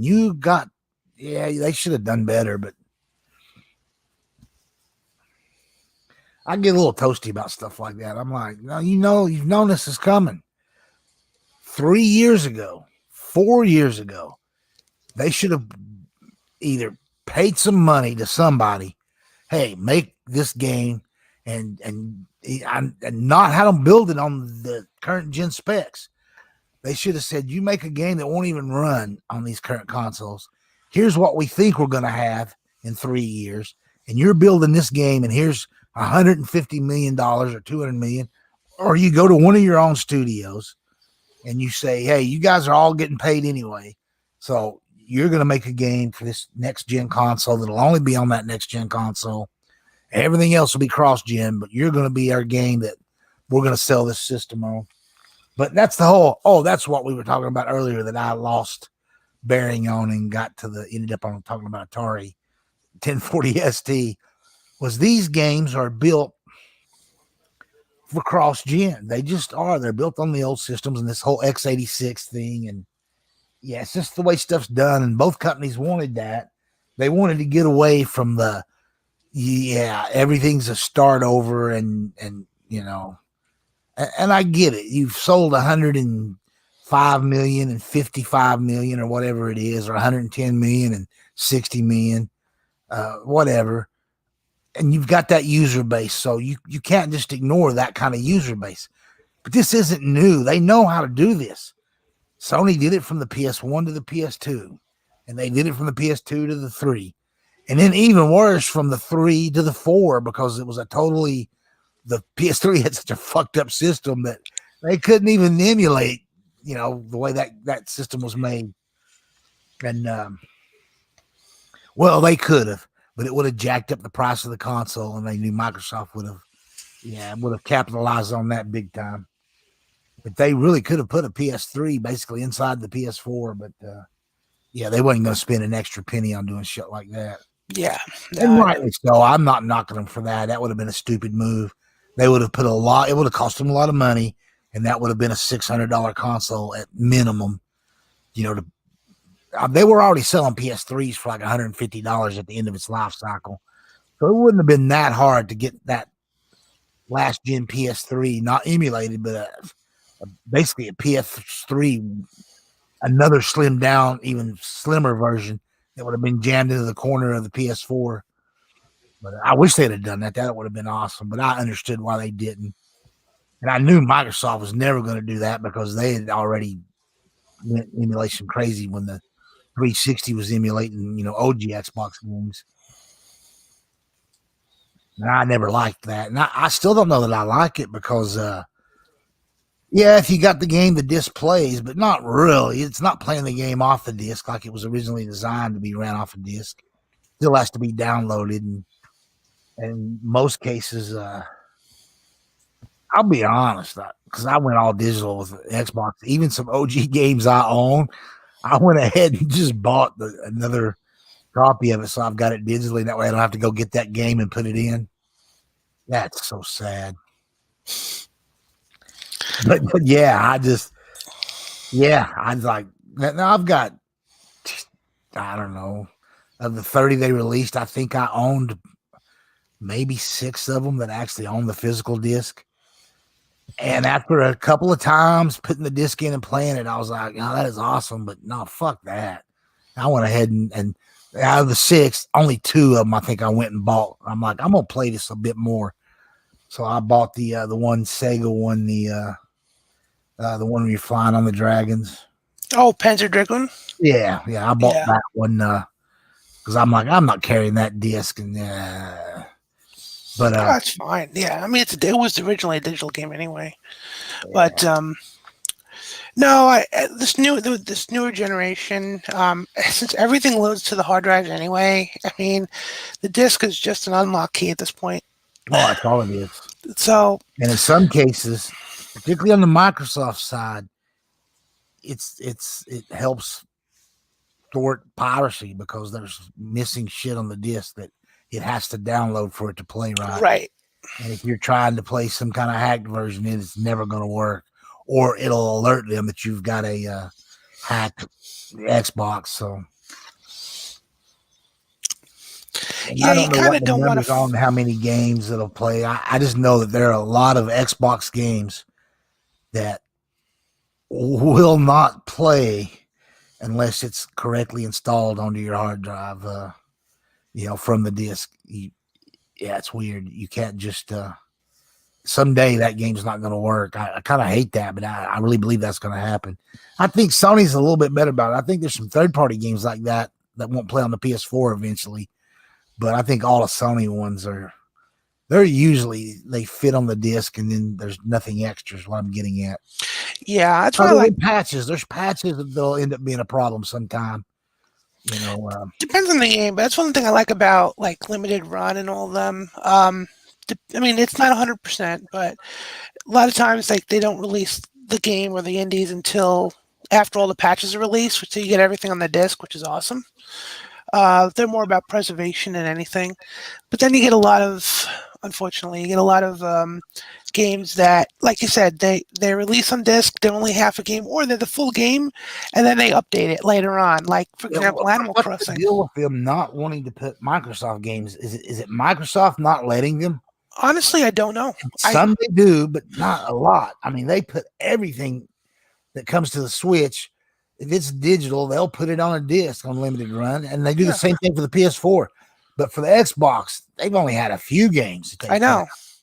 Like the Falconeer was one of them. Is like, do they hate Microsoft or is Microsoft the problem? I think I hate to say this. I think it might be Microsoft because it's not just limited run. None of these companies really have any real catalog for Xbox. There's one or two, there's a few, but none of them do. Not strictly limited, not super rare games. It's all Switch and PS4. So I really wonder if Microsoft just doesn't want to release it. Yeah, I think there's something going on there because it doesn't make any sense to me. I'm like, it doesn't. And why would they care? I mean, if somebody is going to pay you the money for the license to put that game on a disc, Microsoft's getting something, but exactly. They just don't. I think they just don't want that. I don't know. Not a lot of people talk about that. I've never heard anybody discuss it. I noticed it too, but I was like kind of hoping that would change, and it never did. So yeah, you got a point. I'm not a physical guy with Microsoft. I can't be. I've got 800 fucking games on my Xbox. I cannot be a physical guy. I don't. Yeah, that's. I mean, I've got thousands of movies, and I ain't got room for them right now. I mean, there's some of them are still in cardboard boxes for when I moved, and I'm gonna try to fill at least two big old moving boxes full of DVDs and Blu-rays that I'm gonna take to a local place and sell where I'll get ripped off horribly for it. But I just ain't got the space anymore, and if it's not something I feel like is that a truly collectible movie, or just something I watched one because I used to be bad about it. I just buy something. I'd buy it even though I was only going to watch it one time. And then, now I've got it. I'm not going back and ever watching it. I want to get rid of all those. So, but until I do, I've got a lot of bookcases, a lot. And yet I've got more movies that you can put in them. It's crazy. and I don't want that with games. It's so funny. It really wasn't the Xbox that spoiled me. It was those damn EverDrives that I keep talking about. You get an EverDrive and you hold that little tiny SD card in your hand, and you realize that you've got every fucking game that ever came out for the Super Nintendo on that one little SD card that now sticks right down into the cartridge. Then you put the cartridge into your Super Nintendo or the NES version of it or the N64 or the Sega Genesis. Man, to me it was like intoxicating. Wow, I ain't got all these cartridges. I got rid of all mine. Well, I think I might have like 3 or 4 cartridges for each system somehow that I never got rid of. But I think it was maybe I didn't have boxes for them, and I knew I wouldn't get but pennies. Right. So I just didn't get rid of them for whatever reason. But I don't want them. I've got those games now on multiple SD cards. I've got them on hard drives. I've downloaded the files for the entire catalog for multiple systems, and I keep it on multiple hard drives and multiple SD cards. Because, SD cards and hard drives die. Oh, I know. I'm not taking a chance. So I'm like, I downloaded that shit and I've got it. And yeah. Oh, I've had my long list of failures with those. So they do. So like I said, but it just little cheapy SD cards too. It's not, you don't have to have 20 gigabyte or something. You need 3 or 4 gigs on a. Oh yeah, those games not are small. terabytes, just gigabytes on an SD card. And it'll put every 800 games. It really cracks me up because back in the day it was like, oh, a 16 megabit cartridge, this is a huge deal, and 24 megabit. Yeah. I'm like, that's 2 megabytes, 3 megabytes. It's nothing compared to today. Now it's like a splash screen. Just like the copyright screen. That's like 3 megabytes. Yeah, it's crazy how different it is, and yet, like I said, that's why I love these minis. I still play some of my favorite games, and they look great. I just wish I wish somebody would sell a retro gaming monitor that was modern, that went all the way from 4K down to whatever P, that emulated a good CRT. It's 4.6. That would be 480p.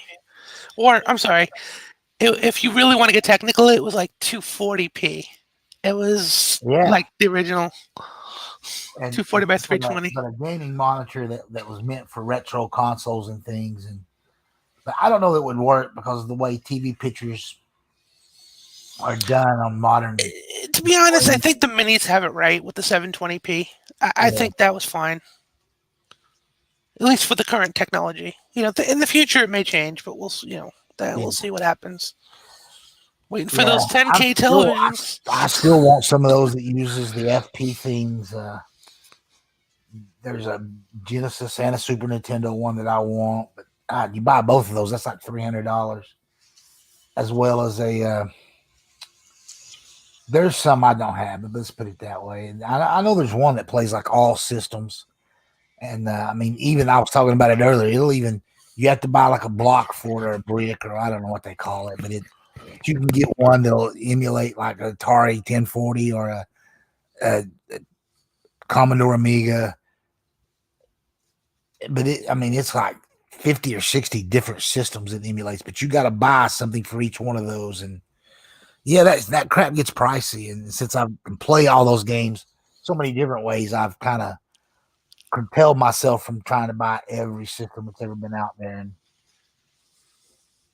I know one guy, I can't think of what his YouTube channel is, but he's always buying. I was talking about it earlier, the Chinese ones that are like 3,000 or 4,000 games on them, and he's always. His whole YouTube channel is based on him showing those off and reviewing them, and it's pretty cool. I really like the videos that he makes, and he always like slings the package down, a package from China, and then he flops it on the ground, and then he opens it up and shows out whatever it is.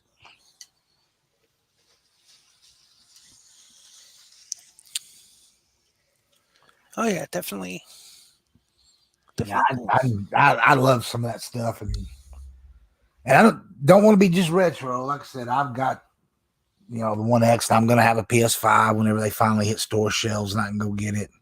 I'm not gonna sit around online trying to buy one right now.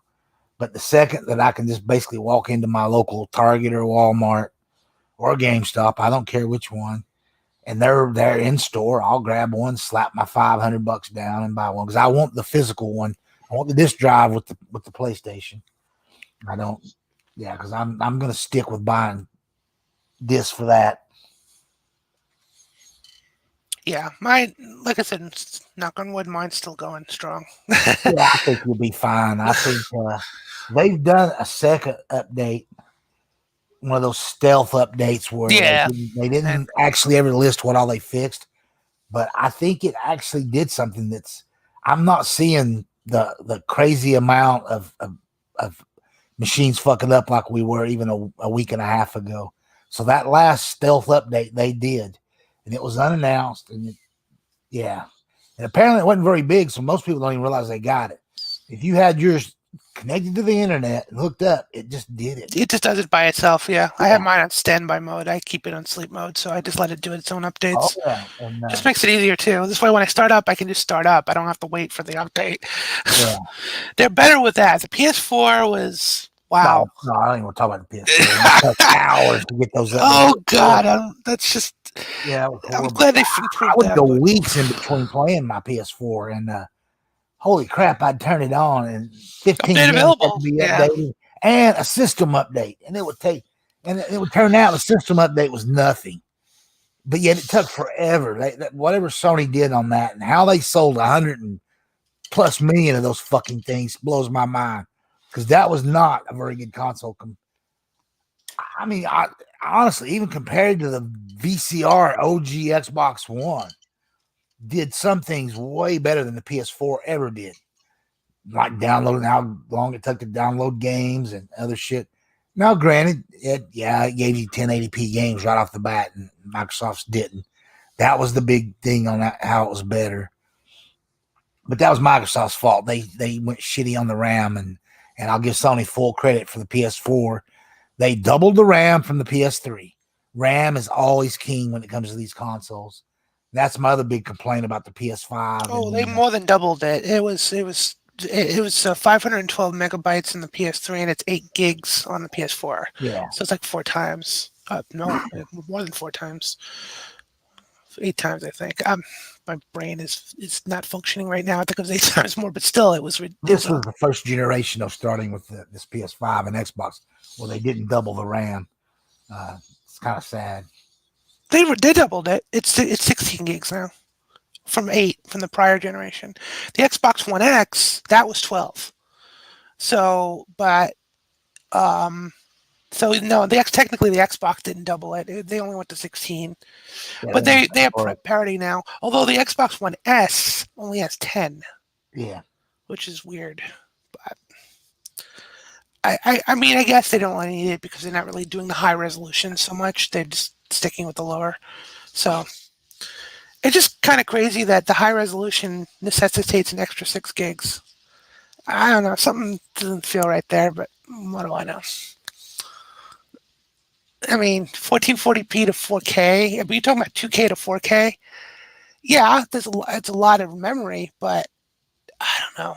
It just 6 gigs worth just for that. Again, I'm sure there's some technical reason behind it. They know what they're doing. Those S's look good. I would have never bought one, but I'm not knocking anybody that wanted to save a couple $100. So It's a fine machine, especially if you have Game Pass. It's perfect for yeah. that. I mean, it's fine. I'm not knocking it. I'm just saying. I mean, for I'm all me, digital, I but want the S Series X. there was no way I wasn't gonna have a disc drive. Yeah. And I don't watch a lot of movies. In my Xbox, I use a standalone 4K player or standalone Blu-ray player for depending on which TV I'm on. In fact, I'm about to drop $150 for a multi-system Blu-ray player for a 1080p TV I have. It's not even 4K, but it's big, and it won't matter if I get a 4K TV that replaces that one down the line. That same Blu-ray player will still work. Oh And yeah. I've got a lot of Blu-rays that are from different regions, and so my previous region fleet player died. I think we talked about that like Yeah. months ago, and I've still not ordered it yet. That's that's pretty pricey, $150, but it's a Sony, so yeah, they stick it to you when they can. They're gonna get me there, but it's a pretty highly respected region free player. As long as it works well and it's a good quality, that's all that matters. At the Yeah, end of the day. I mean, I use for like standard DVDs. I've got an HD DVD player. I don't own a single HD DVD. Hold on one second.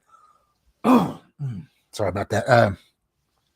I sold all those, but it had a really great upscaler in it, and regular DVDs just look better played in it. They just did a great job with it. It really was superior over what was in the PS3, and as far as the upscaling for and it's pretty decent in the PS3. I'm not knocking that.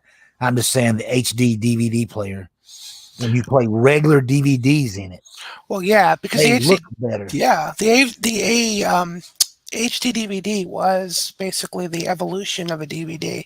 Blu-ray was a whole new format. That Yeah, was the they would still difference. play DVDs. They just didn't Yeah, look as good. right, because and that's so that makes sense. I had a really good RCA multi-region player, and I actually bought two of those back in the day because it was highly sought after model, and because it was region free, and it was amazing picture quality for DVDs and things, and it was also a Blu-ray player, but it was more about the DVDs in it, how good they looked, but anyway, both of them have died now, and I'm without a region free player, so yeah, it's time.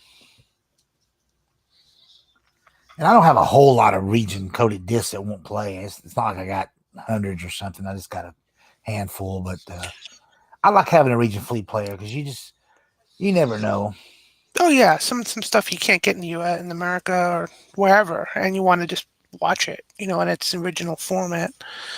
So I get it. I have a couple of DVDs that are DVDs, mind you, that are Region 2, which I have a Region free player, but I will keep those because you can't get them in the US.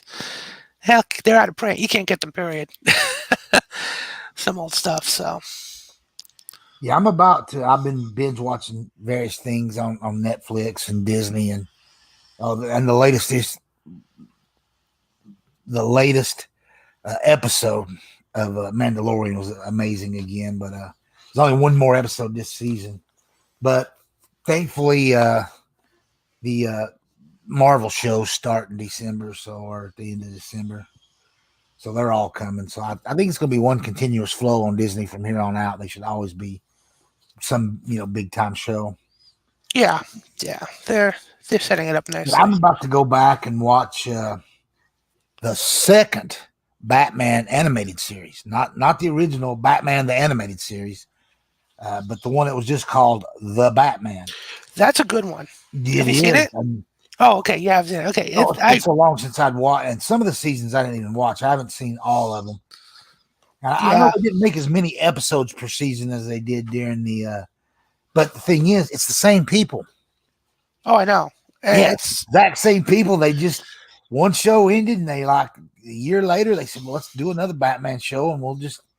Yeah, I don't know, but they didn't. It was a great job. It's really, really good. yeah. I Now agree. the third series is different people, and it wasn't so good. Some people loved it, but it was more for a younger audience. Oh, the Batman, the Brave and the Bold. Yeah, Yeah, I'm not a fan, but I understand that there was a audience for that, and I get it. But I kind of don't. It kind of pisses me off that there's not like a really great Batman series on right now. yeah. I kind of miss that. I mean, now Yeah, now I'm gonna go watch. Now I want to go watch the Batman. yeah. I was digging. Well, I've told you I've got movies that are still in boxes and stuff, and I busted the box open that had all my anime. Well, it was a couple of different boxes. One not only had anime in it, but it had all my DC and Marvel shows that were on DVD that I bought on DVD, and including the entire Batman the animated series, as well as that second series, The Batman. And as soon as I started looking at the covers, and I'm like, holy shit, I got to go back and start watching these again. And so I dug them all out because it's been a while. And then I also dug out the entire Batman Beyond. Oh, I love that one. Yeah, I did too. And embarrassingly enough, I didn't watch them all. And I'm sitting here, I watched here's what's crazy. Somehow I ended up with Batman season 2 entire series on disc first. So I watched all those episodes. But season 1, I missed a few. I think what it was, I'd already watched season 1 on television when they aired. Now, when they finally dropped on disc, I hadn't seen the season 2 one, so I bought it. Then I picked up season 1 later on, and then, well, it was only 3 seasons, and I don't think I've seen any of them. I might have caught a couple of season 3s on TV. I don't know, but anyway, I've got them all on disc now, and I've got the 2 movies that came out. The original uncut version of Batman Beyond, the Return of the Joker, yes. Yeah, I've got that on DVD, and then I've also got the Batman Beyond the movie. Yeah, they're both great. The whole series is great. I just kind of wish that they included the true end of it on the original DVDs, but you have to watch the Justice League Unlimited to see it. Yeah, which I have that too. Yeah, so. Me too. I have all the Warner Brothers animation stuff. It's awesome. Yeah, it is. And I refuse to go back and buy some of the stuff on Blu-ray because it just costs too much money to double dip and triple. Oh yeah. Plus, honestly, a lot of those were really designed on a lower resolution, so the Blu-ray helps, but it's not much better. No, it's not. I've got all the movies I have mostly on Blu-ray, and even from Blu-ray to 4K, you don't need to spend the extra $10 for the 4K. Just buy the damn Blu-ray version. There's just not that big a difference, and I've got them. I know. That's one of the things where 4K is just not. They've not put the money where their mouth is as far as having something look better and more spectacular is on animation. Basically, they just take the Blu-ray and upscale it to 4K from the disc, and then slap an extra $10 price on it. Yeah, I hate that. Yeah, I hate that big time. But there's not been a single one of them that's taken advantage of what I consider 4K will do. They just haven't. So I said, you know what? Then I'm not going to buy anymore. I bought several of them, and and you would think too, like with the HDR, it would be great for animation, but nope. Well, it would be, yeah, but they're just not doing it. Yeah, they're not doing it right. That's right. Oh well. But yeah, I think even tonight after I get off here, I'm going to watch before I start doing the individual seasons. I'm going to watch that Batman versus Dracula from the that Batman was a trip. I don't know if you've seen it yet. Have you seen it? Oh, you have. Okay. It's been a while. But yeah, I love that one too. Weirdly enough, I have a bootleg copy of that. I picked that up when I was living in Korea. It's a good bootleg copy, and in the case, everything looks real. If you just seen it, you wouldn't know that it was bootleg. Hey, whatever works, Yeah, I have a lot of my bootleg movies I've gotten rid of because they're not always that great quality. Sometimes I bought them over there just so I could watch them immediately, and then later on I would get the actual version. Yeah. But now for all the 5 seasons, I've got the real deal DVDs. I don't even know if The Batman's out on Blu-ray. It might be. Tell you what's pretty funny because I've got the original Batman the animated series on the DVD, and that's a lot of freaking DVDs and big old thick boxes. But if you buy the Blu-ray version, it's one thin little box. And, I know. And episode, it's so sweet. That's the additional space you got on those are amazing. I think that's another thing where they screwed up on the 4K is they didn't increase the disc capacity sizes. It's a little bit more, but I think they could have went a lot more. But they had companies that were fighting that, like Sony, that did not want to. They didn't want anything released on disc in the 4K. They wanted you to have to buy their product directly from them digitally, and it was pretty shitty. Thank God a few companies stood up to Sony and said, no, fuck you, Sony. You don't tell us what we can sell and can't sell. And thank God they 4K is a thing. Yeah. And what's weird now, Sony's come around. They're putting out some really great 4Ks. But then there's companies like Disney that's like, well, we'll sell new releases on 4K, but back catalog titles, you're fucked. I don't get decisions like that, and whatever. Yeah, I know. The entire Fox back catalog will never get put out on 4K. Stuff that was already out is out. That's great. But Disney's already made the decision that all Fox movies you're just not going to get, You'll get a 4K version of it someday on their streaming service, but you're not going to be able to go in the store and buy that on disc. That's too bad. Yeah, it's horrible, horrible decision. That's why some of these big companies, I just despise what they do.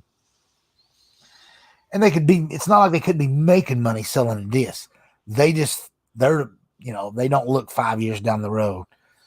They're looking 20 years down the road, and they think in 20 years, the billions of dollars they're going to make off streaming by totally owning and controlling the content is where they want to be. They don't want to have to go have that put onto a disc, because now you got to pay that pressing plant. You got to pay for the cost of the disc and all that, and all the additional shipping. They want everything to be digital, and I get it. And not just the ease of distribution, and they want the total control they have. You will never own that product. Even if you buy that movie, it's sitting on somebody's server. It's not on your server. It's on their server. And yeah, it's kind of messed up. It is. Future. It's not. I can't pick one company. It's not just Sony. It's not just Disney. It's bringing all of them. It's all out of control. Yeah. And it's like that with games, they're doing it too. Eventually, games are going to go that way. Sadly, I think it's taken longer than they thought. I don't think they understood that how much backlash they were going to get from gamers. I think originally they thought digital was going to happen with games, and that would let them ease into doing it to people collecting movies. That once we get them that they're getting all their games digital, they'll won't be that fight when it comes to movies. But it turned out just the opposite. People fought tooth and nail about the games, and now movies is there are literally brand new movies that come out that still don't get released on 4K. Now they're still getting DVD releases and Blu-ray, but I don't understand that either. We've talked about it before. Why is any movie getting put on a fucking DVD? Stop it! Stop it, companies. You don't. Yeah, but it's not even. I don't even blame the companies on that. It's these redneck trailer trash motherfuckers that only own a DVD player. Surprised they still only on a tube TV or something. I don't get it. Surprised they don't have beta or VHS still. They probably do. Bullshit. And it's cool when people retro. I've still got a VCR. I just bought one recently. But I did it for a retro reason. I'm not going out and buying brand new movies on freaking videotape if they sold them. I wouldn't be buying them that way. I'd get them on the best possible way you can buy them, and that's how I like my games too. You don't want the pan and scan version of VHS? Okay. To be honest, I never had a big VHS collection. I just rented and watched because I knew two things. One, I knew and understood pan and scan was garbage because that's how everything was put on broadcast television. And I already knew that was garbage. And then two, I knew and understood that the way audio tape and videotape wear out and you get dead spots and then they don't last. And if you watch something over and over, the more times you watch it, the crappier it looks. And eventually I just realized that's not a good format to have a movie collection. No, so I just said, you know what? I'll just fucking go rent everything. By that time, it'd become cheap as crap to rent movies.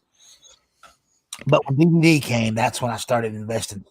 Well, I'd already started investing stupid movie money buying laser discs, which I still have my laser disc collection, so worked out okay. I only have about half of what I used to have. I did sell off half of it.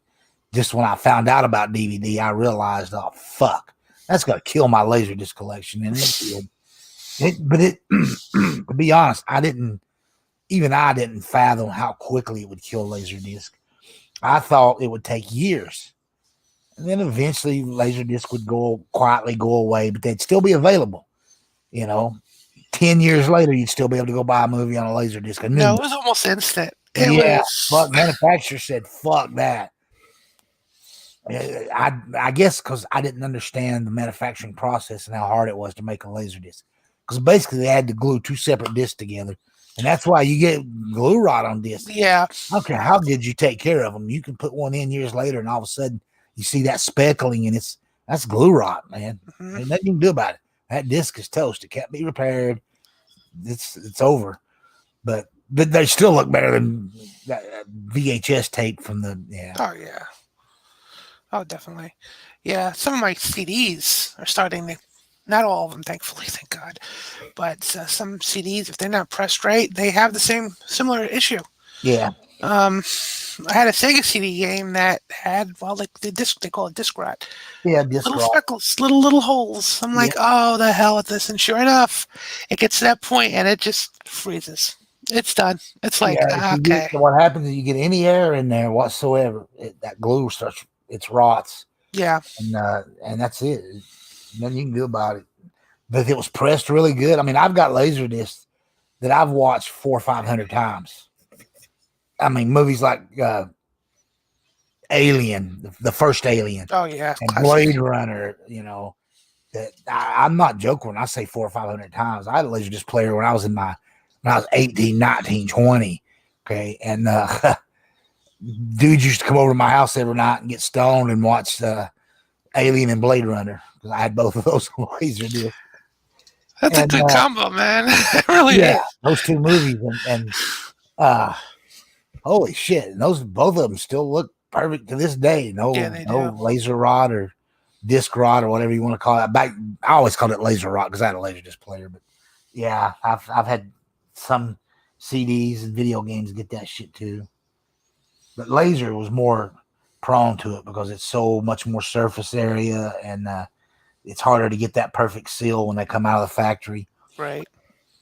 So yeah, manufacturers just shit all over Laserdisc immediately. Went DVD heavy, but what I did was I said, okay, any movie I got that I think is collectible or I love, I'm keeping because I just love those case Oh, yeah. covers, man. They're like album covers, and it was just amazing.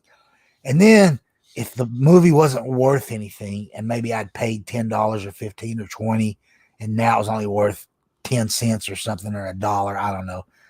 If I can't get any money back out of it, I'm not selling it. So I went from about 800 or 900 movies down to 400 or 500, which I still have to this day. I kept them all. Well, I kept what I didn't sell. Right. But I got lucky. I was living out in California then, and I found a place in San Francisco that I sold half of my Laserdisc collection that actually paid me more money than I had ever invested in the entire collection. So I'm like, man, I made it like a bandit. And I knew DVD was coming within that later that year, or maybe it was the next year, it was going to drop full force. Well, I took some of that money and actually before I even bought a player, I think I already had like 10 movies on DVD that I'd pre-bought. And then I kept researching it, and it was my project at the time to get the best possible DVD player that I could get and afford, and bought it right when they came out. And I already had a bunch of movies, which was weird. For 6 months prior to being able to buy a player, you could already buy movies. I guess there were some players out in limited edition or whatever, or I don't know how that all worked. I just know you couldn't walk into a Walmart and buy a DVD player. You could already get movies. Maybe I was ordering them from someplace. I don't know. But anyway, it was, yeah. And I'm not knocking DVD in any way. It was just better than Laserdisc. And Blu-ray, God, love Blu-ray. It's, you know what? Yeah, it's not as 4K is better and all that, but Blu-ray's still pretty damn close. And I'm happy with it. I don't understand why they even need DVD. Quit putting movies out on it. Just go Blu-ray and 4K. And I worry that 4K how long it's going to last. Because there's not everybody even makes 4K players anymore. Two of the biggest ones dropped out. Oppo, which made I keep looking and hoping I can find one of those Oppo players that are in like mint condition. But they were crazy expensive when they were selling them anyway before they stopped selling them. But and then Samsung. Was it Samsung? No. I can't remember the other one, but another major manufacturer stopped making 4K players. So it's like two of the big ones are not making players anymore. And I think there's two of the studios don't put their movies out in 4K. They only do Blu-ray and DVD. But I think all the other ones are now doing 4K. But I think there's still a couple of holdouts. I'm not sure which ones they are.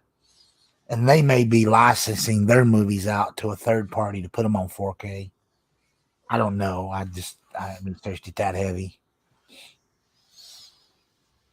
I've got maybe 30, give or take, somewhere's over 20, but less than 30 4K movies on disc. And yeah, it's pretty ugly though. They're still, they're like $30. I do appreciate the fact that they give you a Blu-ray with it though. You get two discs. You get a 4K disc and a Blu-ray disc, which is cool. Hopefully they'll continue that for a while because I've only got one 4K TV, and for the foreseeable future, we'll probably only have one 4K TV.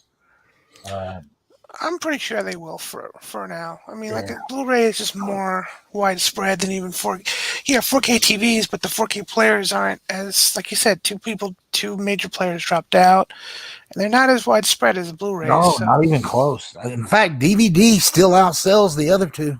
That's what's scary. Wow! And how much, depending from one Walmart to the next. I know the Walmart that I used to go to, they were probably 70, well, at least 60%, maybe not over 70, but somewhere between 60 and 70% DVD. Like 20% Blu-ray and like 10% 4K. I'm like, what the fuck? Wow. It used to make me mad going in there. I'd see just row after row after row of DVDs, and yeah, that's a stark contrast to where I am. I mean, I'm in Maine, and most of them, not all, but most of them are Blu-rays now. I mean, there's still some DVDs, but it's Blu-rays and HD Blu-rays. It's not the Ultra Blu-rays. It's here anyway. You don't see too many DVDs. They're there. Well, other places, I mean, like my Best Buys here are mostly Blu-ray and a little bit of 4K and a little bit of DVD. But Walmarts are still heavy into DVD, and that's pretty much nationwide. Though they just support DVD heavy. I guess that's their bigger money maker. So well, makes sense. I mean, they're going to go with what makes money. So, but yeah, it's awful though. It's like this next gen with gaming, man. Sometimes you got to make that cutoff and say, you know what? No, sorry if you ain't got the money to go buy the new console, but nope, we're not going to put that game out on your old console anymore. You got to buy the new one. That's coming next year. Yeah, I'll be glad. I don't mind that. I know some people freak out, and even these companies are trying not to do that, especially Microsoft. They've been the most vocal about you buy a game and, well, of course that game goes onto your next system, but if a new game comes out, it shouldn't go on your old system. I don't believe in that. I believe in everything I buy should play on the next system and the next system, but it should not be back. It should not go back. I don't want to be buying games. I don't want to buy Cyberpunk and have it work in my Xbox 360. Okay, that shouldn't be happening. Yet people act like it needs to happen like that. I was talking to a guy the other day, and he was bragging about he had 550 Xbox 360 games, and I was like, yeah, that's pretty cool, man, but whatever. Yeah. No, I mean, and I don't mind people having big collections like that. That's why I love those EverDrives, or just put it all on the hard drive. I mean, I don't know the guy. It's not like a personal thing. I was watching his video, but yeah, It was weird. And he had them all stacked up and was like, he was really proud of that. And I'm thinking, fuck, can you imagine the space that takes up? Quite a bit. Quite a bit. Yeah, you From know, experience. Yeah. I'm that way with movies, but I can't see myself buying these movies digitally because I just worry about these companies keeping their servers up. You go plop. I mean, I by accident I've gotten free movies through my Xbox. All right, just by accident, and so I probably have 4 or 5 purchased, but I don't know if they're still playable. I don't even know if I even originally watched them. I went ahead and clicked it because it was given to me a code or whatever. But I've never actually bought one myself. And I've always hated that. I've hated when cable companies were trying to sell me a movie and then you didn't really own it. I'm like, no, fuck that. Yeah. All that pay-per-view shit was always garbage, and I don't agree with it. And I think people get that mixed up with digital and pay-per-view. They're two separate things. They're very They're different. both done digitally, yeah, but that digital game that I've bought, I actually do own that. It lives on my hard drive. And I just don't think Microsoft's just going to shut a server off and all of a sudden Gears of War 1, the original game, is no longer going to be playable. If they're going to do something like that, you're going to know about it. People are going to raise and scream hell. Yep. And they may still do it. But there's time that if you've got a digital copy of that, you can burn it to another drive, and you're okay. Put it on, buy an extra hard drive or two and just make sure your games are preserved that way.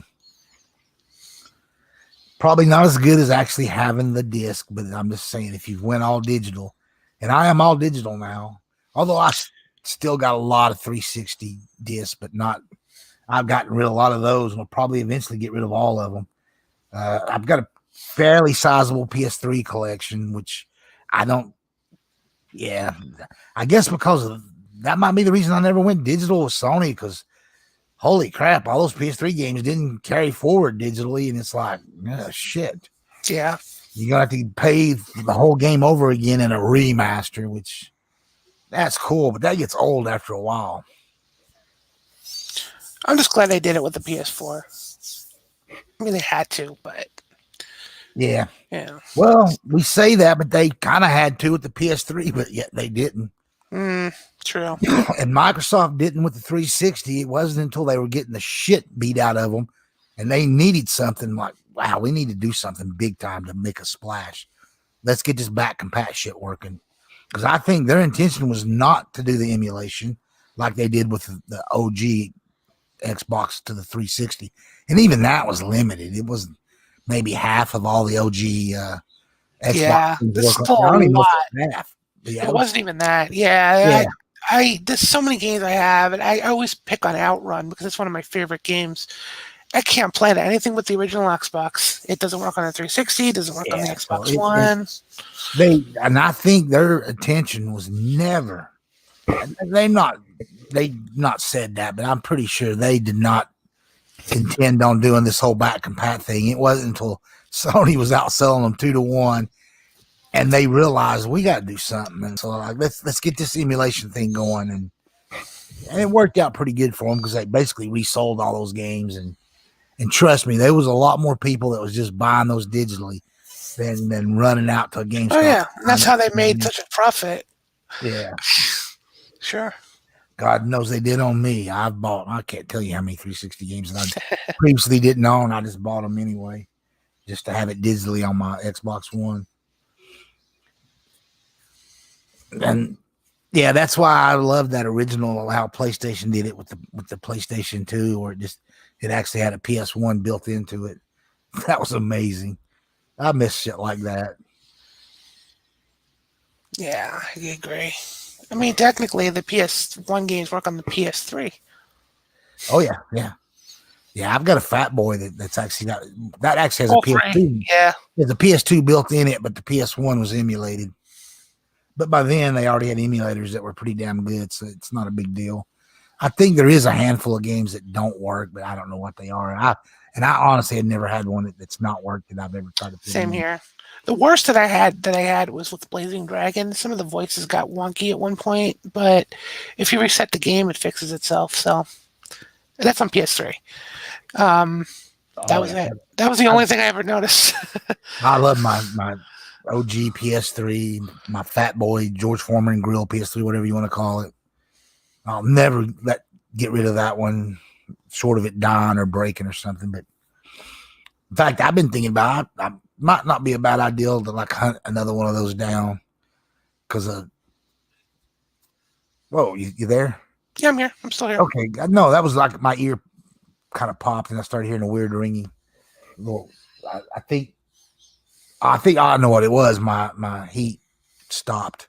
Oh, You know how when something goes silent like that, all of a sudden when you were hearing it, yeah. The weirding me silence out. is deafening. Yeah. Yeah, but yeah, I love that OG PS3. And just something about it with that high gloss fingerprint magnet, whatever. It was just amazing. It was. I honestly believe it was Sony at their worst, but it was also Sony at their best. They were like, "Oh fuck, Xbox has been out for a year and already sold a shit ton, and they're fuck it, we're just going to put out this console. It's probably worth about $800 that they only sold for 600, and that's fucking amazing." You know, the Air Force at one time bought a shit ton of PS3s and were using them for some pretty sophisticated stuff. Oh, Yeah, it was pretty amazing at the time. Some of the crazy things you could do I with know it. the cell processor was designed to talk to each other. Like you could Yeah, daisy chain them. you can daisy Yeah. chain. That's what the Air Force was doing to make a supercomputer for Wow. some weird system they were running. Now they buy they buy Xboxes for real life versions of Call of Duty to help train soldiers and shit. The Army. This was an Air Force thing with the PS3s,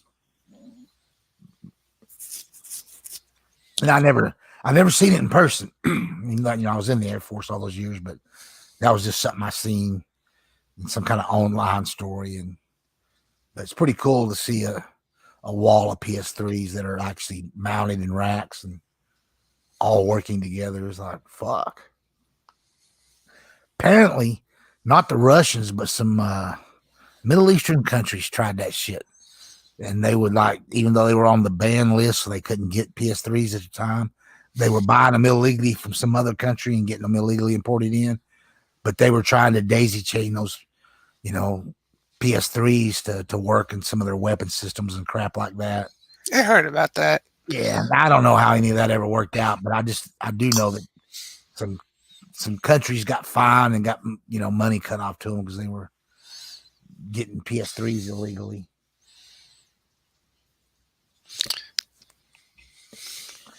Crazy. Or they were probably just sold to rich people that were just playing games on them. I don't know if they were actually ever going to be anything nefarious, but that's what those reports all said at the time. Hey, Dr. Nefarious in one of the games in Direction of Clank. Anyway, so it's just drawing parallels to weird stuff. I do that sometimes. But yeah, I know what you mean. I don't know how true that was either. But I've heard the same things. Most of that stuff's now been taken off those kind of lists. I don't know for sure. I'm assuming there's still places they can't sell. Well, I know both the PS4 and the Xbox can be bought, of course, in Russia, but in China. But it's not us saying no, they can't have it. It was China saying no, we're not going to let you sell those here. And Microsoft and Sony had to pay off the government and bribe them and shit to get them to. And even then, companies like Tencent were like, no, we don't want them fucking consoles sold over here. It's weird. I guess they were afraid people would. Tencent makes all that money off crappy computer games that never even get released in the West, but they have not hundreds, but literally thousands of them that you can download and play that are fake versions of US games and stuff, whatever, or you might as well call them pirated. But yeah, you can get those all over, China. And so Tencent did not want the console sold over there, but you can buy them, but they cost a fortune. The Chinese put weird taxes on them and stuff. Yeah, everybody hates Trump, and for I get the reasons why and all that. And I'm in no way a Trump supporter or anything, but the shit he was doing and fighting China over that trade stuff was actually it was pretty good stuff. He was right.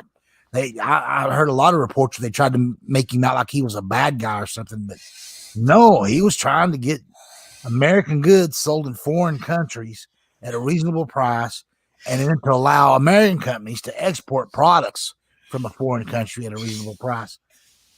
Because those countries screw us constantly on stuff, and people were like, "Oh, this might cause their PS5 not to get shipped on time, or it might cause it to cost a lot more money because he's putting tariffs on China." No, he was trying to keep China from doing that very thing where you'd have to pay more. Because all it would take was China to say, "Hey, Sony, every console that comes out of this Chinese prison factory that you're getting those PS4s from, there's an extra $100 tax on it."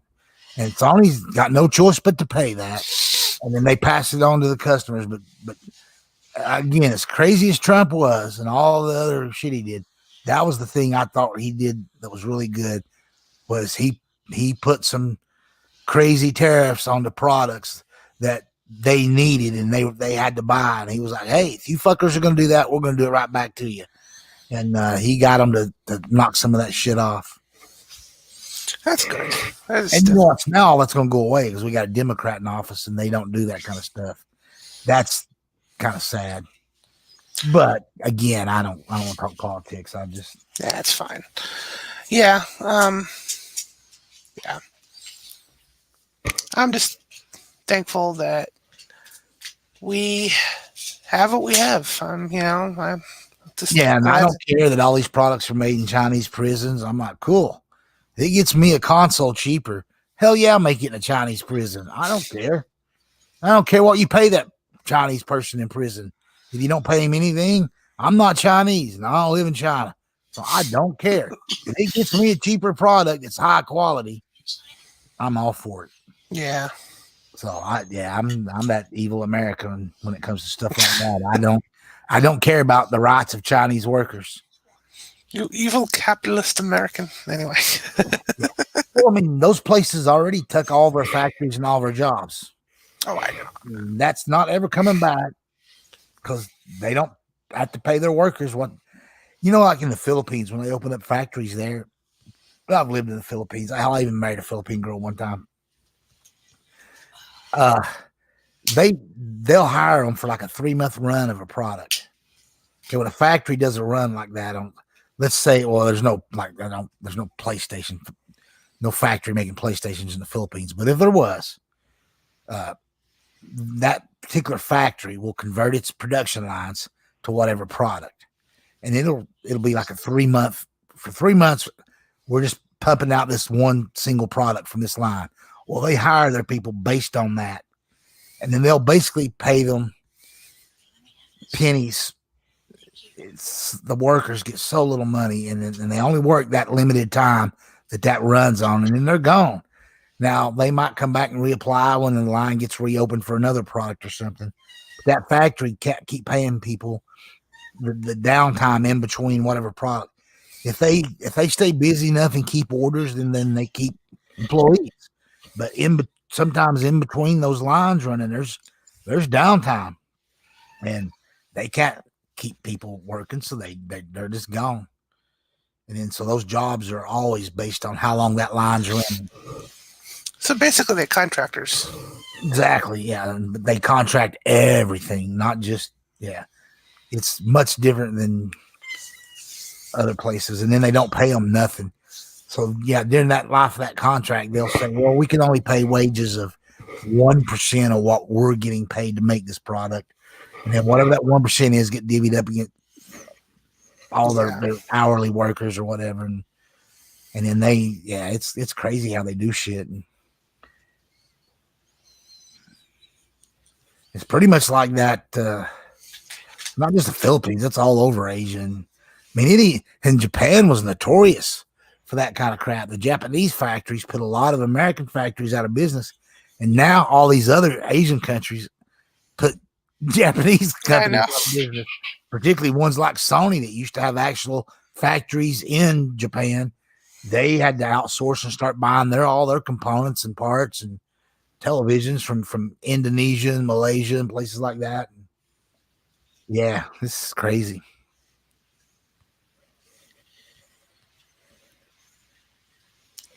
But as long as the company that's ordering those products keep a certain level of quality control, I don't. It doesn't bother me at all.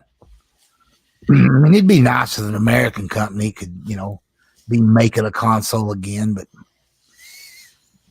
yeah, you just can't do that anymore. It didn't work that way in the world. Now, if they want to stay competitive, yeah, Yeah, because you can't get it's parts. It breaks it down into individual components and stuff that you got to buy from someplace. And even if you're making the thing in America, if somebody else is making that same product, but they're buying their parts for that product and their components for that product from places else places in the world, you can't compete against it unless you do the same thing. yeah, it's true.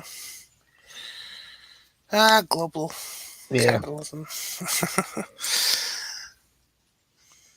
Well, the big thing is America will always be able to dominate the world in food because we have the most farmland anywhere in the world, uh, and the climate that allows for stuff to be grown that you can't do in the rest of the world, particularly grain and corn and things like that.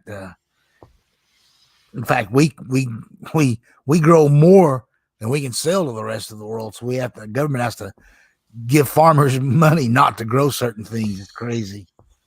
But other places in the world can't do that. They're fucking lucky they can do rice, and you can do rice almost anywhere. But even some Asian countries don't have the land to make enough rice to feed their own people, so they got to outsource to buy rice. You go to Thailand, and you might be getting rice from somewhere else. Yeah, I've heard of that. I know.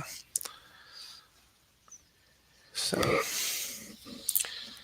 but but yeah, um, but just kind of swinging back to Yeah, the game thing. So yeah, I agree. The awards kind of going full circle here, but the awards, But I'm glad they announced Perfect Dark. I'm glad they, oh, the other thing that they announced for me, anyway, I thought this was cool. For the Switch is I'm sure it'll come out with other systems. Is the reboot of Ghouls and Ghosts? yeah. That looks cool. I like that 2.5D thing that they're doing with that. I look forward to throwing my controller against the wall. I say that lovingly. I do mean that because I expect it to be tough as nails, but that's what it is. Yeah, but I don't know about the 2.5D or whatever, but yeah, we'll see. It may be all right. You know, I never minded it being side scrolling. Yeah, I liked all those games the way they were, but I do understand that the great games from that era just can't sell the kind of copies that makes companies enough money, so they just don't make those kind of games anymore. right. So when you do make one, you got to try to update it to more modern stuff. And Well, they did it once already with the PSP, Ultimate Ghouls and Ghosts, which actually was really good. It was a 2.5D game, but it captured the original spirit of the game rather well. So I'm hoping they do something similar with the Switch. It's not the PSP version, but I hope they do. I hope they do right by it. And from the videos I've seen, it looks solid, but again, that doesn't mean anything. It's how it plays. That's really the key here. So we'll see what they do. yeah, but I love those games anyway. So it's that was one of the Yeah. ones I beat early on. Only one, and that was another game that I said, you know what, I'm not worrying about ever beating this again on any other No, yeah, system. it's once you beat it, it's Yeah, I beat the Super yeah. Nintendo one, and I'm like, wow, that took way too long to do. And And you got to go through it twice too. It's just yeah, crazy. oh yeah, It's like, oh, I went through all this. Yay! No, I got to go through it again. It's harder this time. Yeah, it's supposed to get easier once you beat it and you keep playing. It's supposed to, but no, that one didn't. It was like No, harder. that was old school hard. Yeah, that was. I still don't know what the harder game was. The original Ghosts and Goblins or the Battletoads. I never cared much for Battlefields, to be honest. I don't know. I'm with you there. I mean, I appreciate it for what it was, the original game, but it was too hard. I mean, I finally was able to get to the end using the Xbox replay function in the rare replay. I cheated the hell out of it, but I'm like, you know what? I don't care. I just want to see the end of this. And the ending was terrible. Oh my god, it Yeah, was I one of didn't the even worst play that one on endings. the rare replay. There's probably, I hate to say this, Ugh. there's probably half the games on rare replay that I was like, nope, I'm not playing that. I'll just, there's other ones I did play the shit out of, but not as many as you'd think.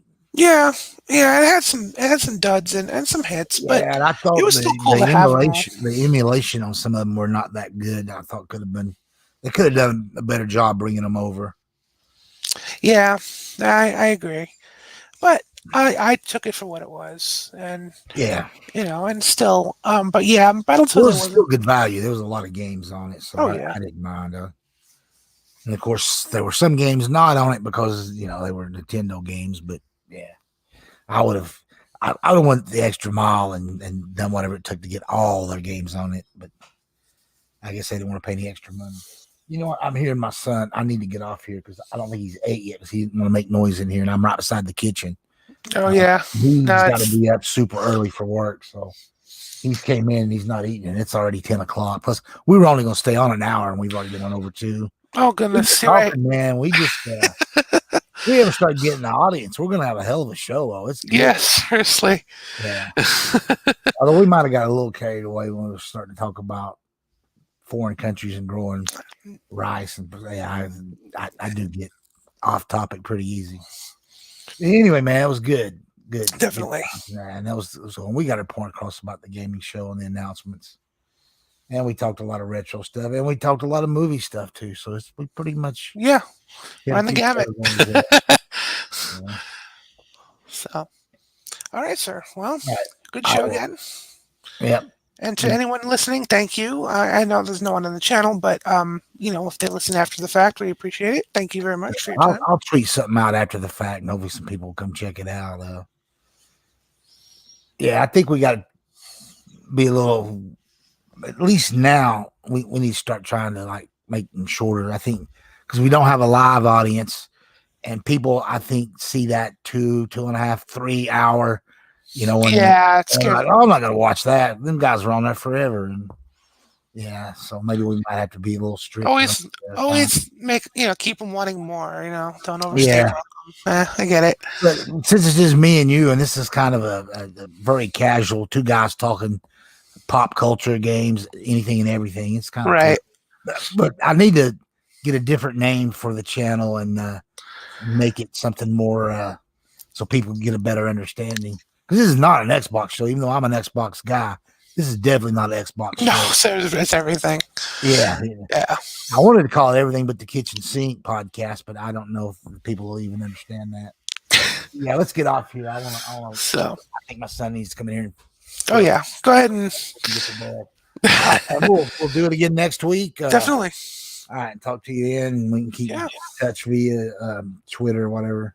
Yep. All right, and anybody watching, you want to let them know where they can find you at? Yep. Twitter at it's Great Gamer Wolf One at that's the at sign. Great Gamer Wolf One. Jeez, I can't speak today. And yeah, I'm Twitter. Just like I always say, feel free to message me, friend me, whatever. I'm good with whatever. And yeah, and thank you for listening. Yeah, I'm Mojo Blues One or Mojo underscore Blues One. Crap, I'd have to look to be sure. I can figure it out. You'll I'm find on us. Twitter. I've got about 15. I think about 1,500 people now on Twitter that follow me, and I If could you have 5 times that amount if I wanted, but I don't want that. if anyone wants to know that it's me or you, just look at our icons right now, and Yeah, that's there you go. You see me that on icon on Twitter? That's us. me on Twitter, and that's the only ones I use. I don't use Facebook and all those other ones. So, all right, All right. I'm gonna end this thing right now. So thanks everybody Thank for you. tuning in later and watching this. Yes.